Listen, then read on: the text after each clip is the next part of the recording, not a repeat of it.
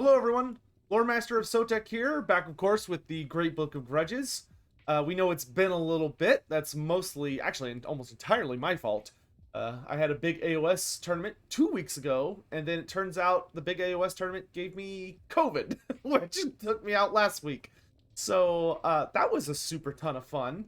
By which I mean it was the exact opposite of fun, and it was awful. But I survived and we are back. Of course, normally we do on Sundays, but we've got some scheduling conflicts with tomorrow. So me and Nathan decided to just pop up and do today. But let's go ahead and just hop straight into it. Nathan, how you doing, man? It's been a few weeks. What have you been up to?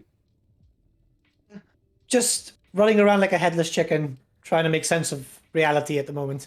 But all good, all good. How about you? I have been okay. Recovering from COVID was super fun. It was just the best. Thankfully, it was not too horrible for me. It really was just kind of like a sore throat, and just have to deal with a little bit of nasty sinus stuff. But for the most part, I am feeling much better. Pretty much back to normal. Um, and just trying to get back on that wagon and get caught up with everything that's been going on. Because I'll say it knocked me on my ass pretty good for a few days. Uh, Not a fun disease. So whoever's out there listening, A, make sure you're vaccinated, and B, wear masks if you're at large gatherings or just outside. Please, like, you really don't want it. It sucks. But there is a ton to talk about today. Like we have so much to talk about because it's been a few weeks. Now because we have so much to talk about today, just for today, we're going to go ahead and skip over Tale of Two Gamers and who would win. We're just gonna leap right over both those segments because we just kind of want to focus talking about stuff that's going on around the hobby sphere. We will be resuming those next week, but for this week, we're gonna go ahead and just move on. So with that in mind, uh, we have a bit of a list of things to go through, and the first thing, which is going to be fairly short, is that today is a pretty exciting day for those of us who are big AOS fans because we're finally getting the stupid third edition off the floor, and we're getting two new books that are available for pre-order today. So I mean that's what I'm gonna do after I eventually get my day rolling and stuff. Is I'm gonna be ordering my Fire Slayers book and my Ideneth Deepkin book. Unfortunately, they're not getting much in the way of new models. They pretty much got the same treatment Nurgle did, where they both got one new hero. Though the character for the Ideneth and the Fire Slayers is a little interesting. They've got some kind of unique abilities. But the armies are looking very strong. They're looking very strong. For anyone that's kind of keeping up with Age of Sigmar, like I'm trying to, if you're interested in third edition, now is a really good time to get into it. This will put us up to 5 books being out in the new edition. So we're now at Auric Warclans, Stormcast Eternals, Maggotkin of Nurgle, Fire Slayers, and Ideneth Deepkin. So whether you want Sea Elves or Fire Dwarfs or whatever you may be into, it's quite an exciting time. And of course, we do know that there are some more books right around the corner. We have I think Night Haunt and Daughters of Cain are actually coming up fairly soon. And correct me if I'm wrong, Nathan, but I believe on the 40k side of things, the Eldari book just came out, right? Yeah, the Eldar just got it just today, and they got a bunch of new minis, which was desperately needed because I think some of those were older than both of us. Like, yeah. Oh yeah, I believe it. But it's nice. The new models look very much the same in a sense of styling, but they look updated, which is great because they don't lose that typical Eldar look. And not all the miniatures got updated, unfortunately, but the book itself is quite large. I believe it's about the same size as the Space Marine one, which Oh yeah, many I've heard people are it's very huge. confused. Hmm. So it should be quite interesting. I've not been able to see it just yet. I've actually I picked it up and it's in my thingy. What's it called? Table. Tailbox? Oh, okay. I cannot English today. I'm sorry. No, hey, you're all good, dude. Yeah, I'm excited for the new books. It's hopefully Games Workshop is finally sorting out its printer issue. A lot of the delays lately have been due to book publishing, to my knowledge, not Mhm. model problems. So I really hope they're finally getting that sorted because man, it's taken a while for them to get stuff out. Um, like even for 40K, like it has been slow getting things out there. But I am hoping that they're getting back on. I can't even express how excited I am for a new Night Hunt book. My book is so old. It's so old, and the last tournament I was at, oh man, I fought some of the like newer stuff, and boy, howdy, was it brutal. It was painful. Mm. Um, but exciting times in the tabletop hobbies these days. If that's something you're interested in, do be sure to keep up with that. And there's a lot of dedicated channels to it. I hope to do myself. And I don't know. Oh wow, I had some like weird. Anyway, so um, with that kind of out of the way, we can hop into kind of a lot of the heavy hitters for today. Obviously, we're Yeah. going to be talking about Total War a lot. The game only just came out. Actually, I don't think we've had a Lorebeard since the game released. I don't think so. We've been quite busy, and obviously then just like everything comes in at once, doesn't it? But Yeah, so man, there's a talk about. Oh my god. mm, So let's do the smart thing and let's start with the less exciting stuff first, and then we'll talk about the more exciting stuff. Um, so on the less exciting side of things, the game came out. Total War Warhammer 3 has obviously been fully released and it's available for everyone. Um, it has not been the smoothest release, but no, it also hasn't been the worst release. no, no, no. I think of the three Total War Warhammer titles, it's still the smoothest because Yeah, Warhammer 2 was such a it was a mess. yeah. But obviously there are a lot of things.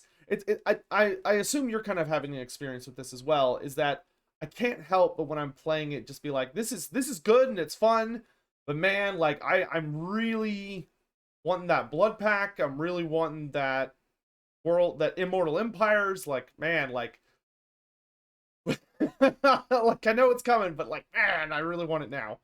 Yeah, well, I like the campaign and so on. If I didn't like, I'm just about to clock over 400 hours. So I'm enjoying the game, but like, I kind of miss the sandbox element of Total War. Yeah, no, I mean I definitely agree with that. I think a lot of people sympathize with it. Mm, In that you really don't get to build an empire as much in this one. mm. Yeah, It's much more about just kind of like prepping an army to go into the realm of chaos and then desperately holding on to whatever you've managed to scrap together while your main army is gone. yeah, Um, it's not a bad system, but when it's the only system you have, it definitely like I have had campaigns where I'm playing and like I'm down a demon prince soul because like I just missed one or something. It's just like, oh man, mm, like you're just playing catch up the rest of the time, yeah, and it can get a little miserable to be honest. yeah. I mean, the story itself is good. Like, when it comes to Warhammer lore and story, I mean, it's up there. It's not as bad as certain books that we've read in the past and all that. But mechanically, it's just a bit much, and it's cool doing it once or twice. But at this point, I've done it like every faction, and it's like I want to play more, but I want to just chill. Like I've got an unstable mod that just stops the rifts, and that's it. But it's unstable, and you never know what's going to happen, type of thing. Yeah. So how would you say you feel about the game overall, like in its current state? I like the game. I'd still say like it is the Warhammer game we've been waiting for. The It would be a lot more replayability. There would be a lot more replayability if there was some quality of life changes to the campaign itself, either as a sandbox version or just making the rifts more apart, like 60 turns instead of 30, just to actually give you time to breathe and go around and do stuff. But like the game itself is in a good place. Like you said, it's not the worst launch. Like anyone who's watching this, I'm presuming, has played some of the historical titles and so on. Like a lot of people are bitching, yeah, this is a horrible launch. It's like it's not Rome 2, man. It's not Rome 2. Yeah, But no. No, it's not even close. yeah, with a bit of TLC, this game could be an easy 10 out of 10 though. Yeah, and I agree with you that honestly, I think if they had just included a setting to like determine how long between the rift spawns, that would have helped a lot. Where it's just like, hey, you could make it 25 turns at the smallest, up to maybe like 100 turns, or even just they just don't spawn if you just want to go for the other victory objective. I think that would have been a really smart addition to just help the game not get stale. Yeah, it's because it's so hectic. Like right now, I'm playing Kogath to finish up to get the legendary achievement, right? And I have 2 provinces, and that's it. I have 3 souls. I just need to fight my way through the realm of Tzeentch and have some sort of midlife crisis in between that. But God, I hate that realm so much, man. I hate it so much. Someone in my chat actually explained something to me that makes Tzeentch's realm stupidly easy. So the thing about Tzeentch's realm that isn't obvious when you go in is that the entire thing is a circle, with the exception of one island. So all of the islands only have one possible. So like, if you land on an island by coming through a portal, there's only one other portal, with the exception of one island, where there's 2 possibilities.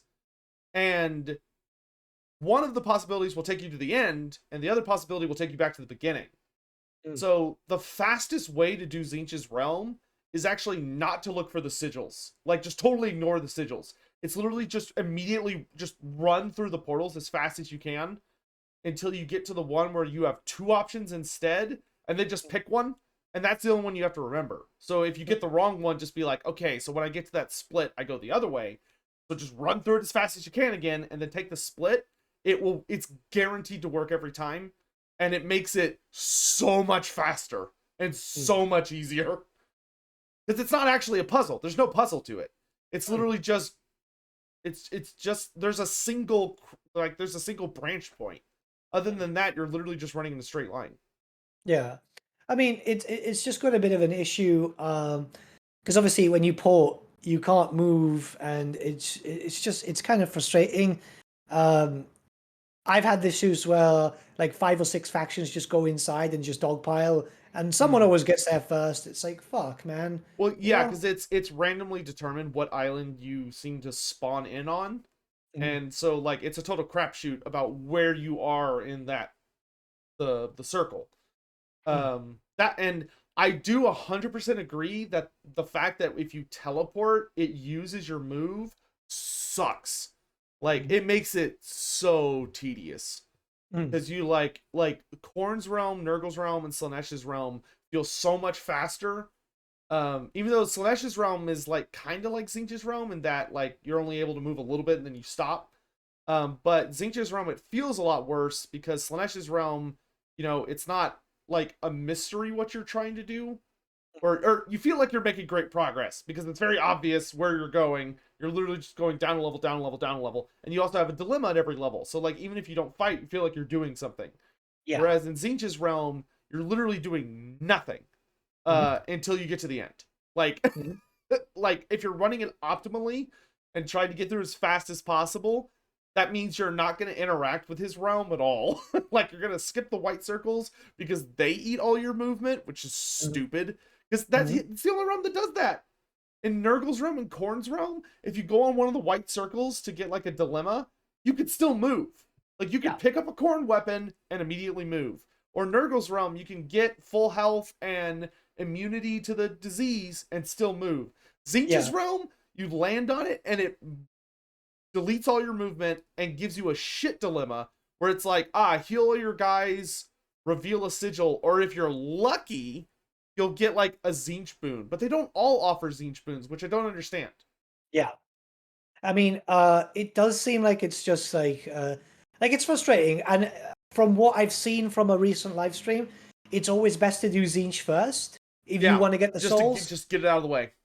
Yeah, and even that's frustrating as shit, man. Because I had to deal with it. I was playing as Greasus, and I had to deal with Korn. I had to deal with freaking Kairos, and I was just at that point, just like, I want to cry, man. I want to cry so much. Yeah, I literally just speed run. Like as soon as the portal is up, like I immediately like throw a guy in there as fast as I can to Zinch and just start running just to get it over with. Mm.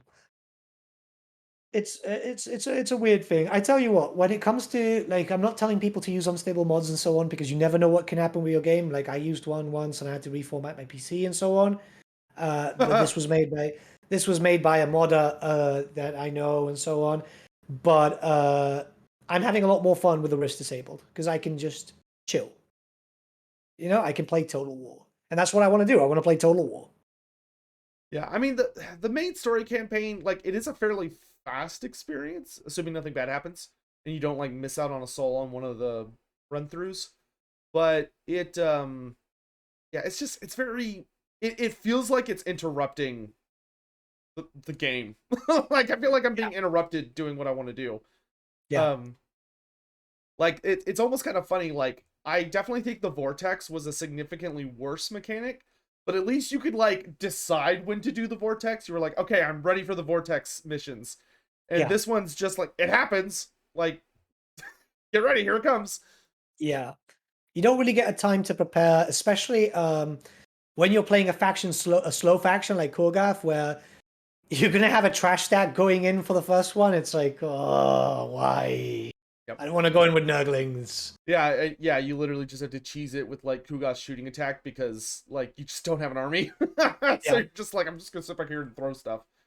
Mm.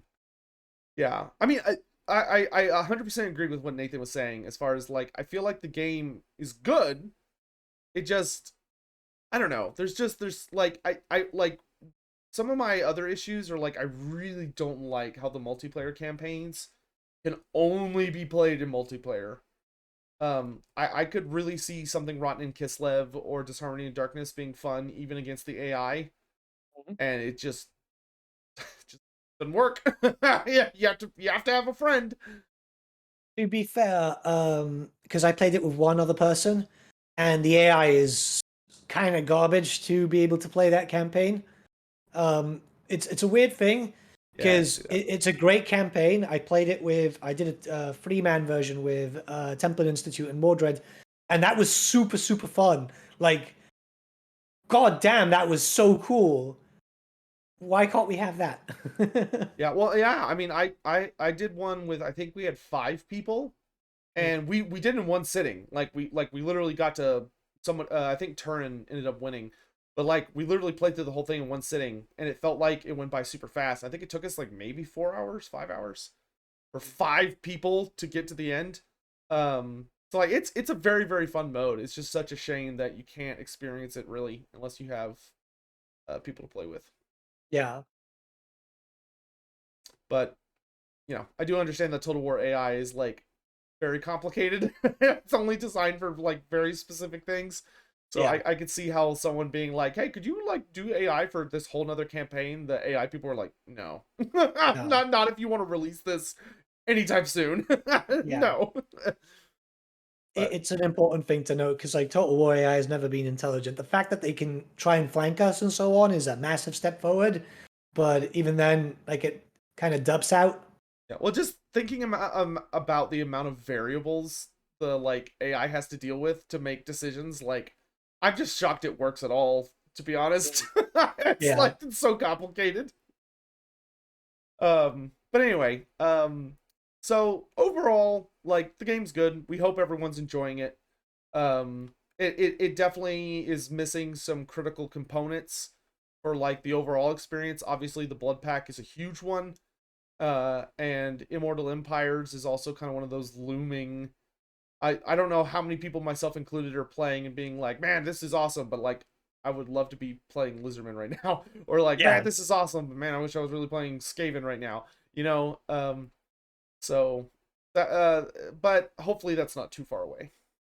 Hopefully not, because like I'm still having fun playing the demons and so on, but I'd love more variety of enemies to fight because I think that'd be kind of Yeah, cool.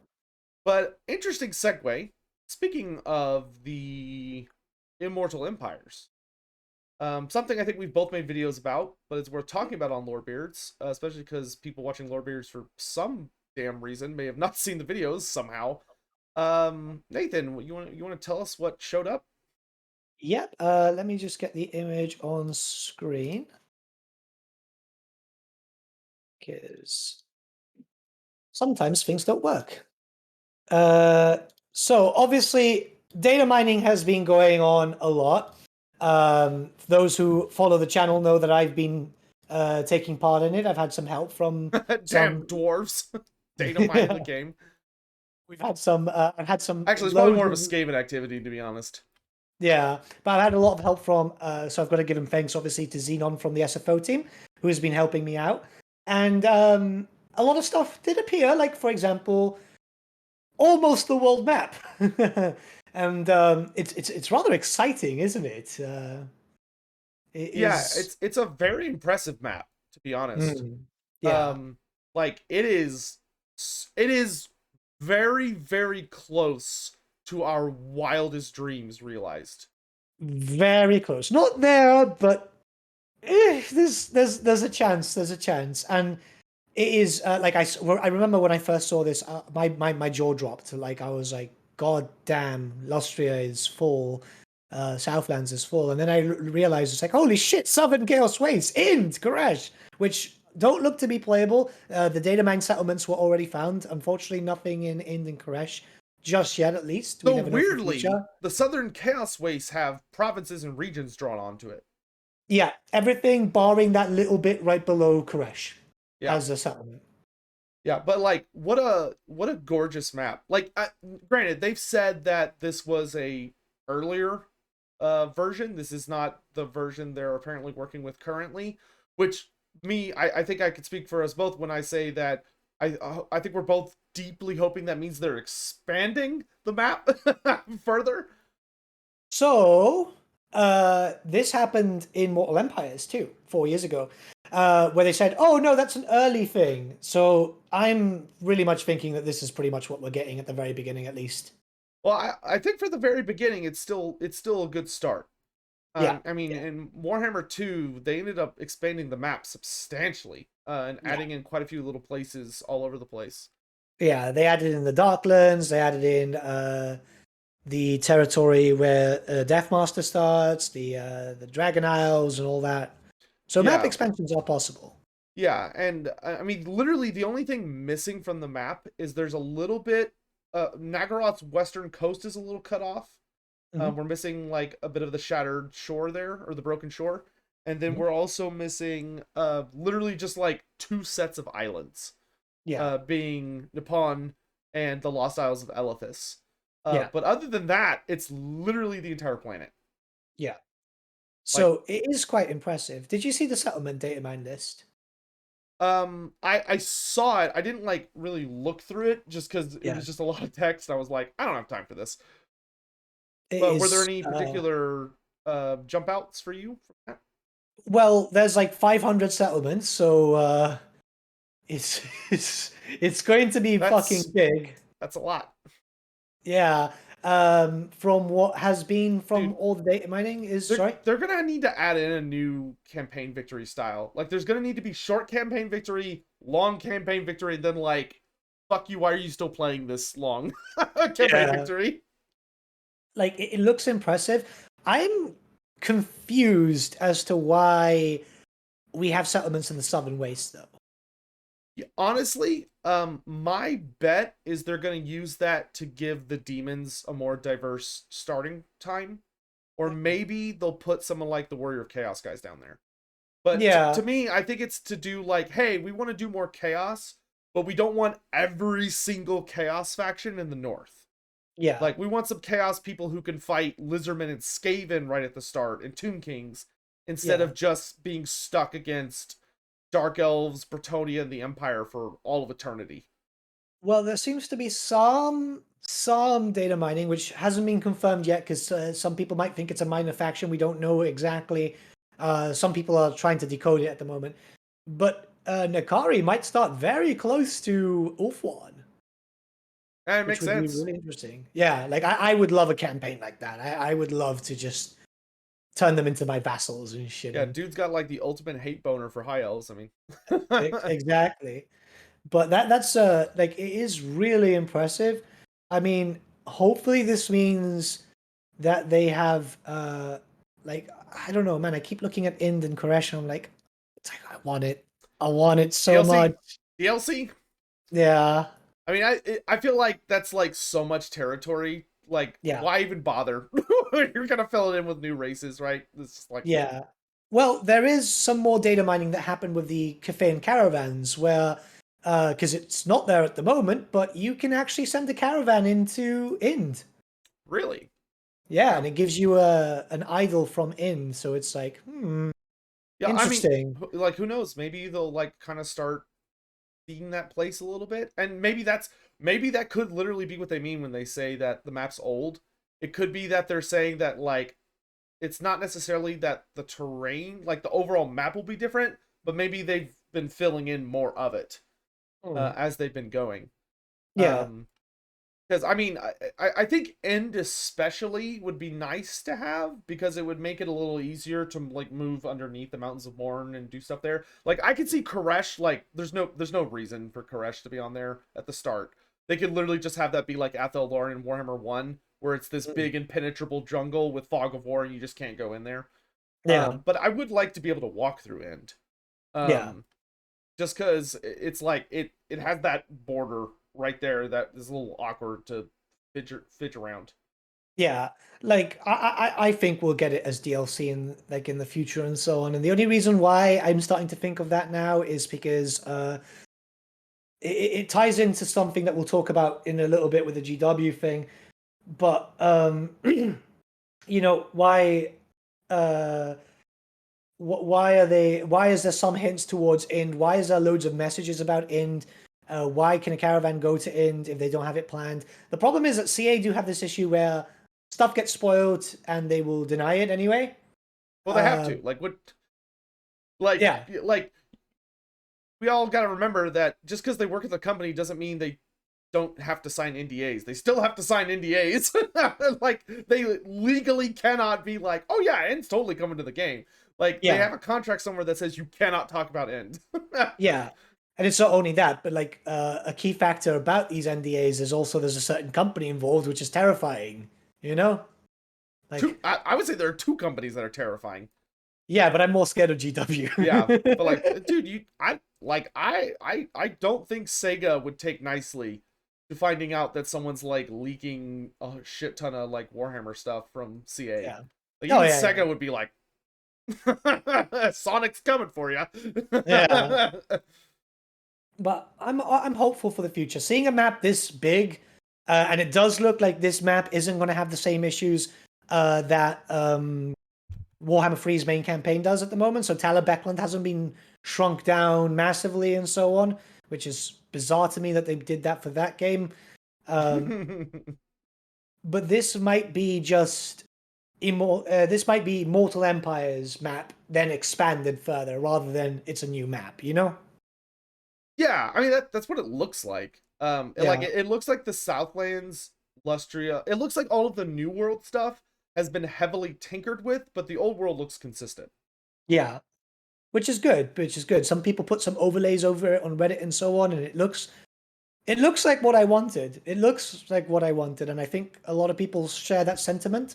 Um, I just can't wait to see how long the campaign's gonna take. Watch Legend do it in a day.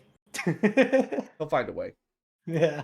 Like even if he has to like cheese it by like changing how long a day is, like he's just capable of that kind of bullshittery. Yeah. But so I think that's enough. Well, actually no, not yet. Let's say let's kind of do one thing of like, so of the stuff that we see in the world, let's do this two ways. Number one, what are you the most excited for that looks like it'll be available right when they release Immortal Empires, assuming this is what it's going to be?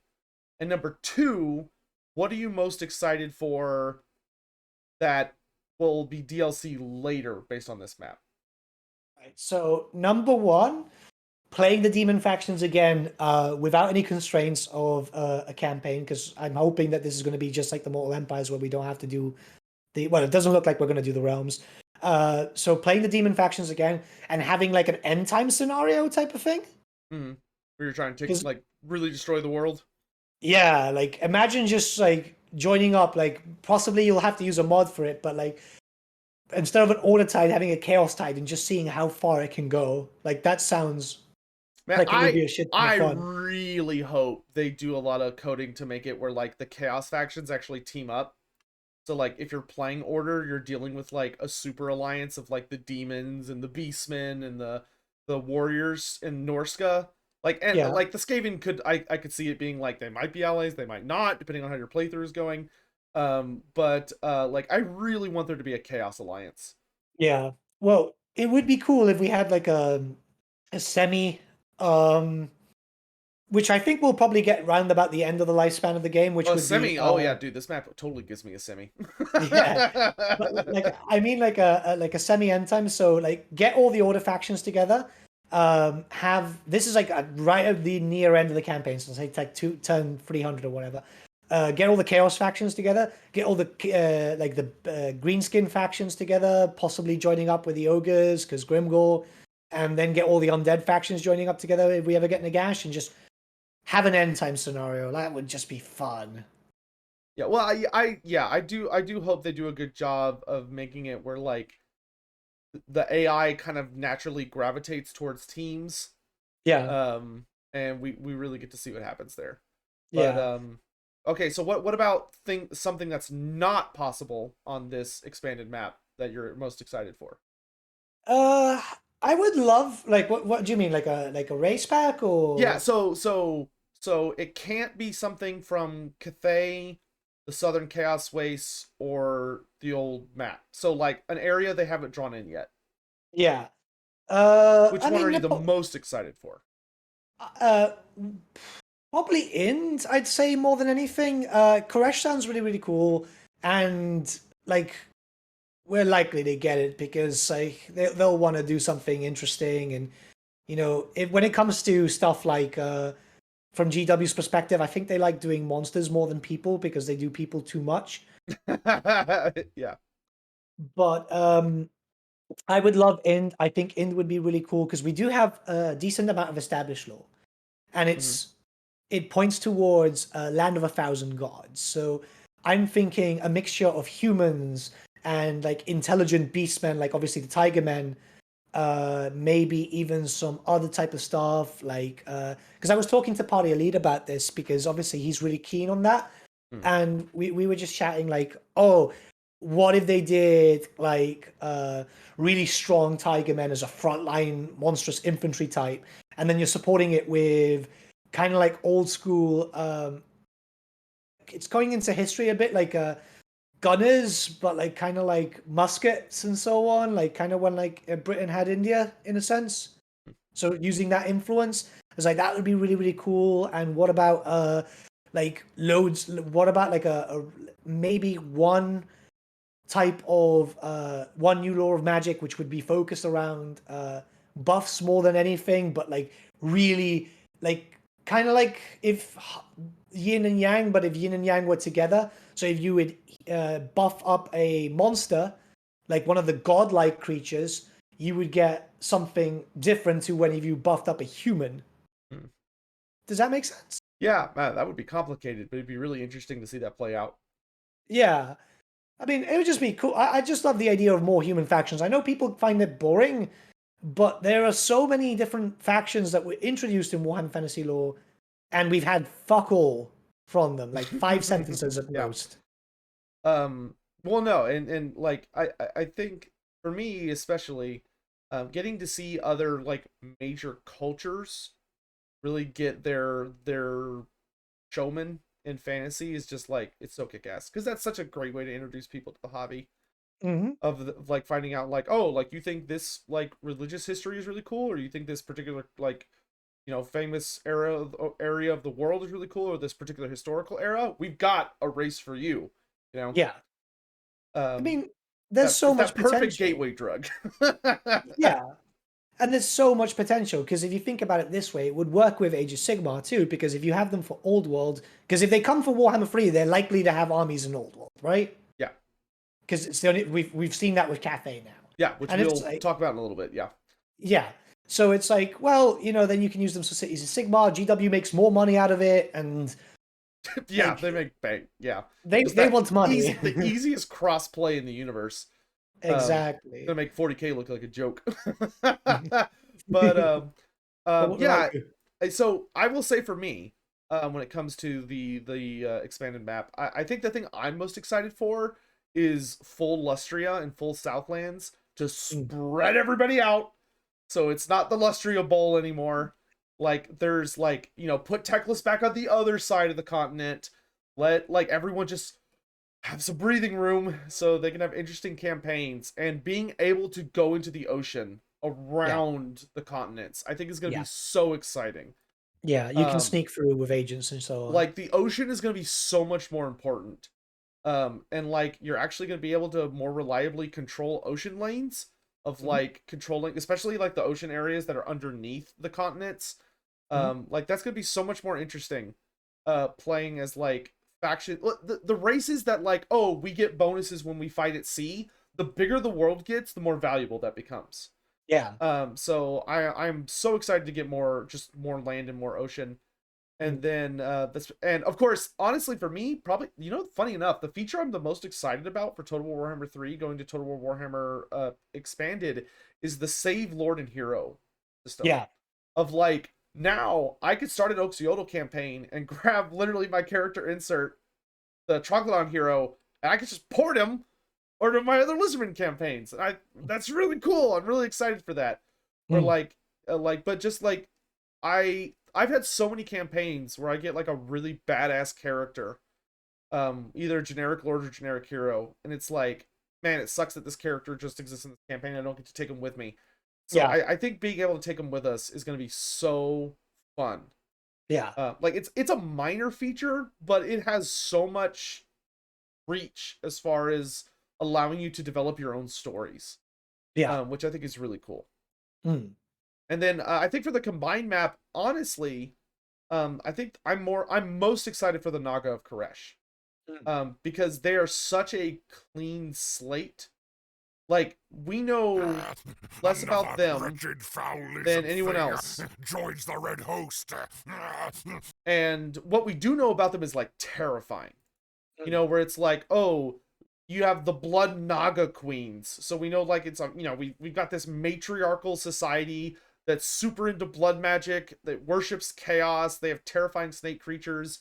And I want to read a fun excerpt here in just a little bit, when we're talking about the old world a bit, that has to do with Games Workshop, or sorry, Cubicle 7. The Warhammer Fantasy Roleplay guys snuck in a very, very exciting lore tidbit about the Naga of Khuresh in a recent publication, Mhm. which I will read out for everyone when we get to that segment. But before that, you want to talk about Chaos Dwarfs? Yeah. I mean, it's a big topic lately. A lot of people have been like excited, especially because data mining once again. Every developer's favorite thing. I mean, if they didn't want that stuff to be found, they could have removed it, you I know. know? It's just funny to make. It's just easy to make fun of it. Yeah. But it's really exciting because not only do we know that Chaos Dwarfs have quite a little bit already in, like obviously Xenon once again to the rescue, found the rigging for the Great Taurus, which was quite interesting. Oof, oof. That that Yeah, sounds that sounds awfully sexy. yeah. And then obviously we found out there's advice for two legendary lords. We've heard one, but we haven't heard the other. Then we found out that there's advice for a character who might be someone else. We don't know exactly who it is just yet. It mentions that Chaos Dwarfs are nearby. Um, it's it's got a lot of potential. It's got a lot of potential. Whether this means we get 2 legendary lords or more, we don't know. Maybe they were just testing with 2 legendary lords. But shall we go with the faction that we already know? Yeah, go ahead. Yeah. So they confirmed the Legion of Asgore, which for me is big hype because that was Forgeworld money, man. Yeah, and it makes perfect sense with because I mean we've got Tarmacon models in the Nurgle army, with the Plague Toads and the Pox Riders. So the fact that once again Tarmacon stuff is showing up with the Legion of Asgore, which was the Tarmacon Chaos Dwarf supplement, essentially. Yeah. It wasn't the full army, so to speak, but it was like it was just short of like a full roster for the Chaos Dwarfs. Yeah, and it was pretty tasty. Like Beautiful oh, minis. Beautiful minis. and obviously overpowered because Forge World. Yeah, well, I mean, it was overpowered, but hey, you had to pay for that power. Like, Aye, so aye. someone showed up with a Legion of Asgore army, you were like, someone's got pockets. Yeah. Damn, son, that costs you how much? Dreadquake water, jeez. Yeah, it's an absolutely gorgeous army, and I'm so excited. Yeah. I like they're legitimate of the like honestly when it comes to like the Vampire Coast, the Chaos Dwarfs, Norsca, like the kind of like not fully developed races, the Chaos Dwarfs are the ones I've always been the most excited to see. Yeah. And it really seems like we're so close. Yeah. Which will include links in like the descriptions and stuff, but there's a YouTuber by the name of Mamba King who has the audio lines which you can find on his YouTube channel. And it's literally just the advisor, like it's I think it's like 35 seconds, and it's one line of him talking, like Nathan said, to an unknown faction, warning them about the Chaos Dwarfs, and then the other one is him talking to the Legion of Asgore, it seems. Yeah. Now my guess, I actually bet that he's not talking to a specific faction, the one where he's warning about the Chaos Dwarfs. I actually am thinking that's a piece of dialogue because it's so generic. I think that's something they're gonna tack on to the races around the Chaos Dwarf starting locations that'll just be added on top of what they already have. Yeah, I mean both of them, both of the cuts, which I used for my own videos too, and obviously I credited him. They are cut. They are cut. They don't say the character because normally when the advisor addresses you, he addresses you. You know. Yeah, the legendary lord. Yeah. Yeah. So they're cut. It could be that they were left in the files because of that. Because trying to cut through those audio files, the way they CA have encrypted it is very difficult. Even for myself, who knows audio engineering and so on. But like, it is very complicated. So it's possible that they left it there just as a little bit of a hint for the future. I don't know, man. Like, it makes me think that we might, like, well, for the Chaos Dwarf, if it's the Legion of Asgore, it's definitely what's his name, Drazorf or something. Yeah, like that? Draswath the Ashen. Yeah, and then for this, the other one, it could literally be Boris because Boris starts in the Darklands. You know. It would make the most sense. Yeah. Yeah, but it's exciting, man. Because I don't know. Like the only thing that concerns me about the Chaos Dwarfs right now is, are they going to look big hats? Or are they going to be the industrial look, or is it going to be a nice little healthy mix? I imagine it'll be a mix based on like how they've been doing everything, but I mean, there's no way to know. Yeah. But and you said there was a Taurus, or like a Great Taurus or a Bale Taurus rig. Yeah. And So sorry, go ahead. the rig itself, because this is something very important for people to know, because I get fights about it a lot, but rigs get reused. So originally, the original skeleton is the ox from Cafe. Mm-hmm. However, this rig specifically has wings. So it's the ox, it's a cow, but it's got wings and so on. And it's linked to Chaos Dwarfs, as far as the modders in question have told me. So this is likely that we're going to see the Great Taurus or the Bale Taurus in its smaller form. And for people who would be like, oh, we're not going to see the massive Forgeworld one, that's probably going into the Ashen's unique mount. Kind of like how Griffins for the elves look different to Deathclaw, you know? Yeah, could do something like that. Hmm. Um, but it's exciting because obviously that's a very popular mount, and obviously that can then be a monster unit and all that. It's the rigging thing for people who don't know. Put it this way: Malagor and Kazrak both have the exact same rig. The only difference is Malagor has a wing attached to it. Yeah, they heavily reuse Answer. skeletons. Like Yeah, it is all over the damn place. yeah, An interesting I won't say who, but an interesting conversation I remember having with a developer around the time of the release of Total War Warhammer 2 is I remember having a discussion about the Horned One Riders, because in if you play tabletop fantasy, if you said to somebody Horned One Riders, they would think skinks, because if you played, there was Tichihuichi's Raiders, which were a regiment of renown, but if you played the Southlands Lizardman list, you could just take Skink Horned One Riders as a generic unit. They were one of your special units, so you could have like a shitload of them. yeah. So when they revealed Horned One Riders, I thought we were getting the Skink ones. Mm. But it turned out it was the Saurus Riders, which is not unprecedented, though in tabletop you could only take a Saurus on a Horned One as a character mount. Yeah. But they expanded it to be the unit. And I remember talking to the devs and being like, why isn't it the skinks? Like, couldn't y'all just use the skink animation? And they couldn't. And the reason is that there wasn't a skink skeleton that interacted with a cold one skeleton. They only had the skink skeletons for the pterodon and the flying mounts, not the ground ones. That is actually, interestingly, that's no longer the case, as when they added the Prophet and the Warlock, they created a skink rider for the Horned One, because the Red Crested Skink Chief can take it as a mount. So I am still hoping, very sincerely, that we can actually get access to those Skink Horned One riders at some point as a unit. Yeah. But that's just to go to show, like, there's a lot of skeleton recycling going on. And like it just shows up all over the place. Like the Cathane dragons very heavily are inspired from the Coatl, or the Coatl was at least a test drive for them. I think the Yeah. dragons work much better than the Coatl does, so hopefully the Coatl will get an update when we get Lizardman in Warhammer 3. But like it's just it's a way to save cost, but the game is so like goddamn big, I don't blame them at all. Like it's just the way the system works.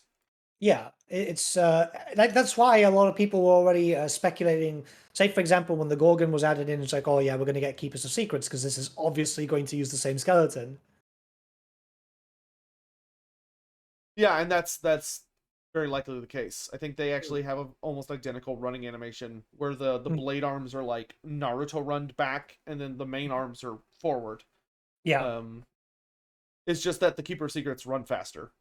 yeah, And obviously they have different animations yeah, that seem built, and that may not, and like it can be difficult to tell, but like you can, if you look carefully, you can often see inspirations and yeah. similar systems and stuff. Hmm. But in any event, something random I'm gonna bring up. Well, I didn't put this on the schedule because I just remembered it. Have you seen that they've actually added a Greenskin mount in Warhammer 3? Have you I seen the did, I characters on the did, chariots? I did, and there seems to be possibly more. It's not confirmed just yet, but yeah, the wolf chariot's there now for the big boss.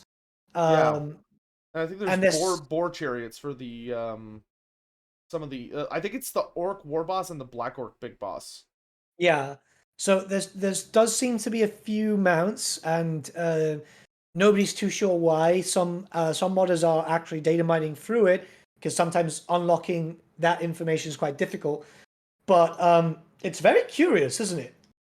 Yeah, and it's not a surprise. I think it's been covered on quite a few videos, like Mandalore's review video. But there's also been some surprisingly notable graphical updates to a lot of the Warhammer 1 and Warhammer 2, mostly Warhammer 1 models. So like Yeah. clearly they've been chunking away at a lot of the older stuff. Yeah. I mean, it was very obvious when you compared 1 to 2 that 1 was getting a bit old. Mhm. Um, but now it looks a bit more updated. For some reason, my Call Franz looks like he's just like a fresh newborn baby, though. He's very pink. It- Chisel that chin. Like, he is It's it's very, probably very it's pink. probably some It's kind of weird. weird lighting update. If there's one thing they like fucking around with between games, it's lighting. Yeah. But like, I don't know, maybe they're like the speculation going on from people in the community is that maybe we're gonna get a few mounts for maybe 1 or 2 races when the Immortal Empires comes out Hey, in its I'd be down form. for it. Yeah, Like they want to do like a few. yeah, I remember being kind of shocked we didn't get Chariot Greenskin characters with Grom. That seems Mm, like it would have been an easy addition, but maybe they've kind of had that sitting in the back and yeah, and just got to a point where they're like, okay, somebody finished it, so let's just throw it in there. yeah, It's just funny seeing these kind of unceremonious updates just in the game. Like they don't even mention it or anything. yeah. I mean, it's exciting. We don't know exactly what they want to do, but the new mount is big hype, for, especially for Gobbo players, and Gobbos are generally quite popular. Yo, I love having themed armies. Yeah. Like I would love to have like an army of orcs that's led by like a dude on a chariot. And like being able to put the big bosses on chariots is super nice. Like a Mm. goblin big boss on a wolf chariot and an orc black orc big boss on a boar chariot. That's kick ass. Like that adds a whole new dimension to those characters. Yeah. And there was speculation again, falling around that we might get the reason why we might be getting the Gobbo chariot is because it might be for a certain other Gobbo faction. Oh, it could be hobgoblin related. That's true. Because they're big on wolves. Yes. And we will talk about them in just a bit. Yeah. Um, let's see what else is what do we have next on the agenda. Oh, actually no, we can talk about it now. So we got the old world. So let me pull up my Yeah, let me picture just here. display capture. Where is it? Yeah, so Games Workshop put out a pretty hefty post basically showing off a lot of the Warhammer world. They even included a hilariously garbage map from like first edition or third edition or something back in the 80s. But they showed us this sexy new map for Grand Cathay, which just shows how absolutely titanic it is, Mhm. and also shows how squished Warhammer 3 is. But because like the Warpstone Desert is just massive on this map. Mhm. But it's a beautiful map. It is. And they have a lot of really cool little icons that are very fun to analyze. Like there are some beastmen icons down in the forests. We could see like the Dragon Lake, and you can see the Weijin, the Dragon River. They've Mhm. got a lot of the terracotta statues marked out. And they've got for us that we got Jin Yang, who of course is the Celestial Dragon Emperor, represented kind of in the center of Cathay. And then we've got Miao Ying and Zhao Ming, obviously, because those are the two they really want to show off with Total War Warhammer 3. Yeah. But like it really looks like the entirety of Cathay is developed. We just Yeah. don't get to see it yet on this map. And of course, there's a pretty fascinating upgrade to north of the Great Wall, which is that north of the Great Bastion. We see they've actually kind of fleshed out the Eastern Steppes much more Mhm. interestingly, having the Kazakhs and the Hung being the dominant forces north of the Great Wall. However, Mhm. north of the Stone Sky Mountains, we have the ruling grounds of the Hobgoblin Khanate, Big hype. Big hype. who have been showing up a lot in Warhammer the Old World. Like practically every single Warhammer the Old World update has a mention of the Hobgoblin Khanate. or just actively name drops them. Yeah. Like we saw them on the Kislev map. If you go look at the full Kislev map, you can see the Hobgoblin Khanate up in the top right. Once you get out of the Kislevite territory, but it seems like they are absolutely going to be coming in as a major faction. Yeah. Like it's kind of exciting, mainly because hobgoblins were, for some reason, and I don't understand it, they were always widely requested. And I'm probably going to get cannibalized for this, but I don't see why they're so popular, because it's goblins. Hey, you and me both, man. We're both in that boat. I don't get it. Like, it's like, why don't you just play Greenskins? And they're just like, no, Hobgoblin's like, okay, play Castors. So like, no, I want a whole Hobgoblin faction. It's like, what? Why? Yeah. And now it's odd because they did do, like you mentioned, they mention them all the time. Then they mentioned another hobgoblin unit which we've had in lore, but these were the hobhounds. Yes, So Hobhounds. this is going to be like really exciting, because if they get their own book, or at the very least a supplement, especially since we know that hobgoblins exist in Age of Sigmar too, that's a very big interesting thing. It's like, well, what's happening? Why? What could be coming? Yeah, well, and man, the old world, like, they're fleshing out. I will say, getting Cathay is a huge relief. Because my biggest fear with Warhammer the Old World was that it was just going to be the Old World to start, and they weren't going to expand outside of that. Cathay is hilariously far out. Yeah. Like, they haven't even given us a map of the Darklands or the Mountains of Morn yet. Like, they haven't shown us anything between Cathay and the rest of them. So I'm really thinking it's that, although obviously I don't think they may show us the entire thing right away, I do strongly believe that Warhammer the Old World is going to be the entire planet. Like, Warhammer the Old World is not about the old world, it's about the Warhammer Fantasy planet. Yeah. At different stages in time. Yeah.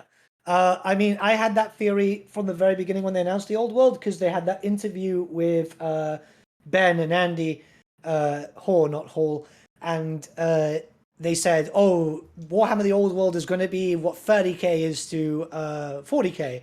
I was like, "Oh," and then I was like thinking, maybe they'll just do everything that's already there, because then they can just keep selling us the unupdated Lizardmen models and so on. Yeah. But this looks very interesting. Obviously, Please, God, once plastic they minis. Please, God, plastic minis. Please. once they announced Cafe for Warhammer 3, I was like, we're definitely getting this for Old World. It's the only thing that makes sense. And then they started showing off Cafe and art, because they've been showing off Old World art for Cafe and not outright confirming Cafe. And I got into so many arguments. It's like, look, it's got the Old World logo on it, dumbass. Like, this is coming. Dude, there's so many, like, I say this with all the love in my heart. There's so many stupid people in this community. They just don't believe us, man. I told them Boris was going to be in the game. Didn't believe me. We told them Naga of Khuresh were going to be in the game. Didn't believe us. Bunch of dummies. Yeah. Bunch of dummies. It's like, it was coming. We told them that Warriors of Chaos and Demons of Chaos are going to be separate. Didn't believe us. Bunch of dummies. Bunch of dummies. It's just like, it's the thing. It's like, I know Cafe is coming at this point. We know it's coming. Like, GW is not going to invest time making a book and then doing artwork and then putting all this time and effort, because this costs money, man. This costs a lot of money. And And they don't give a shit about the video game. Unless it's advertising for something they're going to do. They don't give a damn. Yeah, which gives me hope that a Vampire Coast book will come out. Cause they have to. They have to. They have to, because I will cry, man. I will cry. Oh, speaking of vampires, just a random heads up for anyone listening. For pre-order this week and next week, for 2 weeks, Cursed City is on pre-order. It is a super fun game. And they have 100% confirmed that this current pre-order is a made-to-order run. So if you order it, you'll get it 100%. You might not get it for like a month or two, but you're gonna get it. I can tell you from personal experience, it is a stupidly fun game. It's a bit of a bitch to set up like a session, but when you get into a session, it's a ton of fun. Also, they've confirmed that later, so probably in the summer or fall, it will be returning as a regular release, so you won't have to pre-order it anymore, and they're going to be releasing expansions for it. I just wanted to bring that up because it is I would hate for people to miss out on the game. It is a very hardcore dungeon crawler, with 9 playable characters, who have very different playstyles, and it's a ton of fun. And if you have any interest in board games, I'd highly recommend it. Yeah. Anyway, sorry, I just had to I just had to plug that. No, I know, because it's one of those things that just disappear. But Cafe is going to be exciting. I mean, we for legendary lords, lord options in tabletop aspects. I'm curious to see what they'll do with transformation and so on, because they'll just do it like they did Morothy. That was basically a test run for it. AOS Morothy had a transformation mechanic. That's true. You would just pop her ability. It would say, okay, remove her model from the table and put her other model on the table within X amount of inches. Hell, we did that in Fantasy with Transformation of Caden. Remove the wizard and put the monster wizard like within 6 inches. It was the same thing. Well, the wizard would still stay in the battlefield though, because you could snipe him. Not in 8th edition. You replace the wizard. You would turn into the monster. Really? Yeah. See, I never really used that.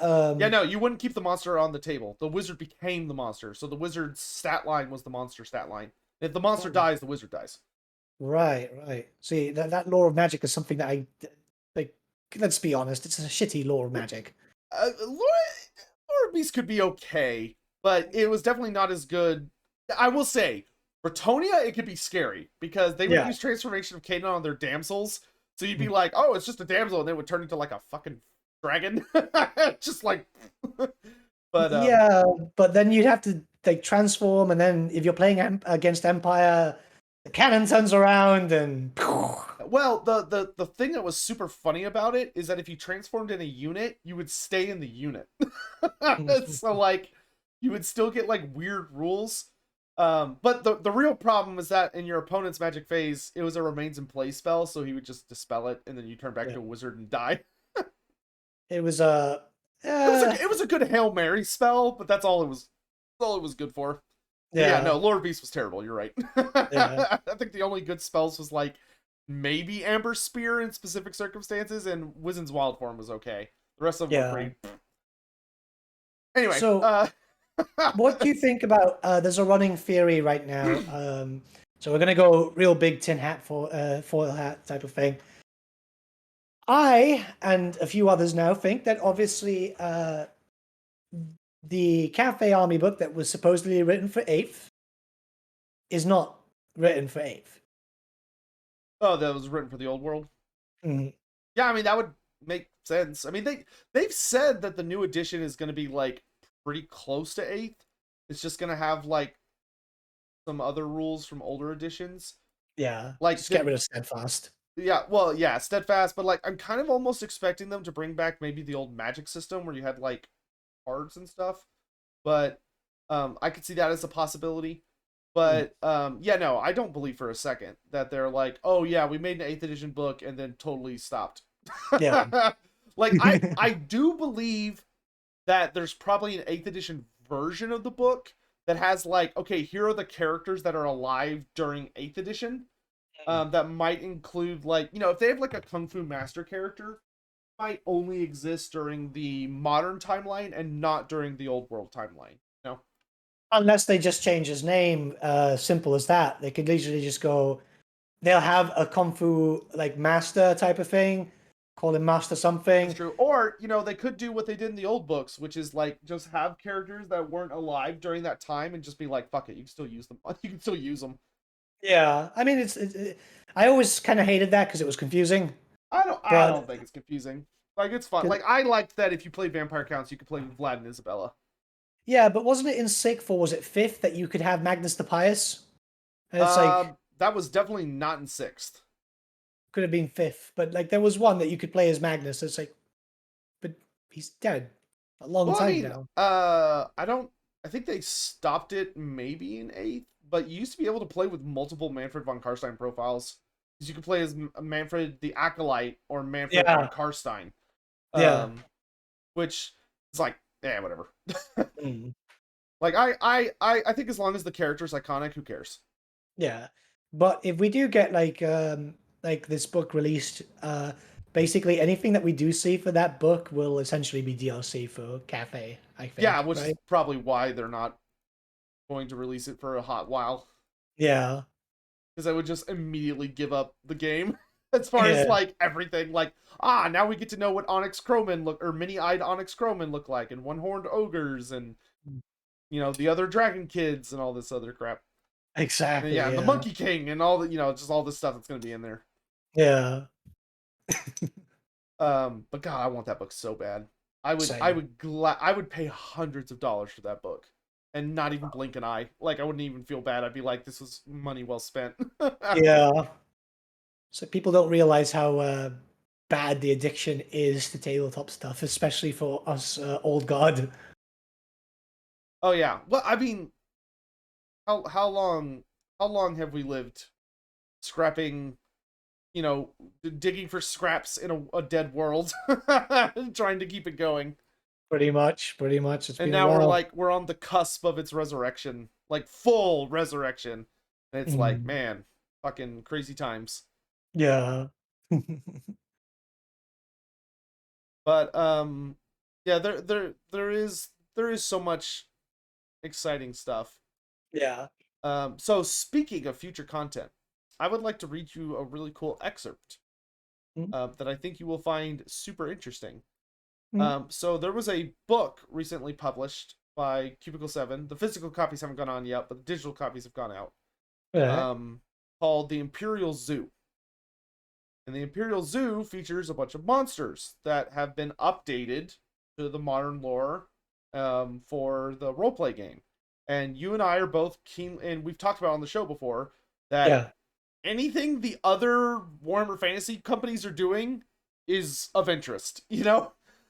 including Cubicle 7. Like, a lot of the times, we've seen that they are releasing stuff that then comes out. Like, we knew about Cathay because of Cubicle 7 before we did anywhere else. Yeah. Um, and so check out this excerpt. So, do you remember the Dreadmaw from the Monstrous Arcanum? Yes. Yes. I've actually got one of them. Right. So in fantasy, the Dreadmaw is just this giant worm thing.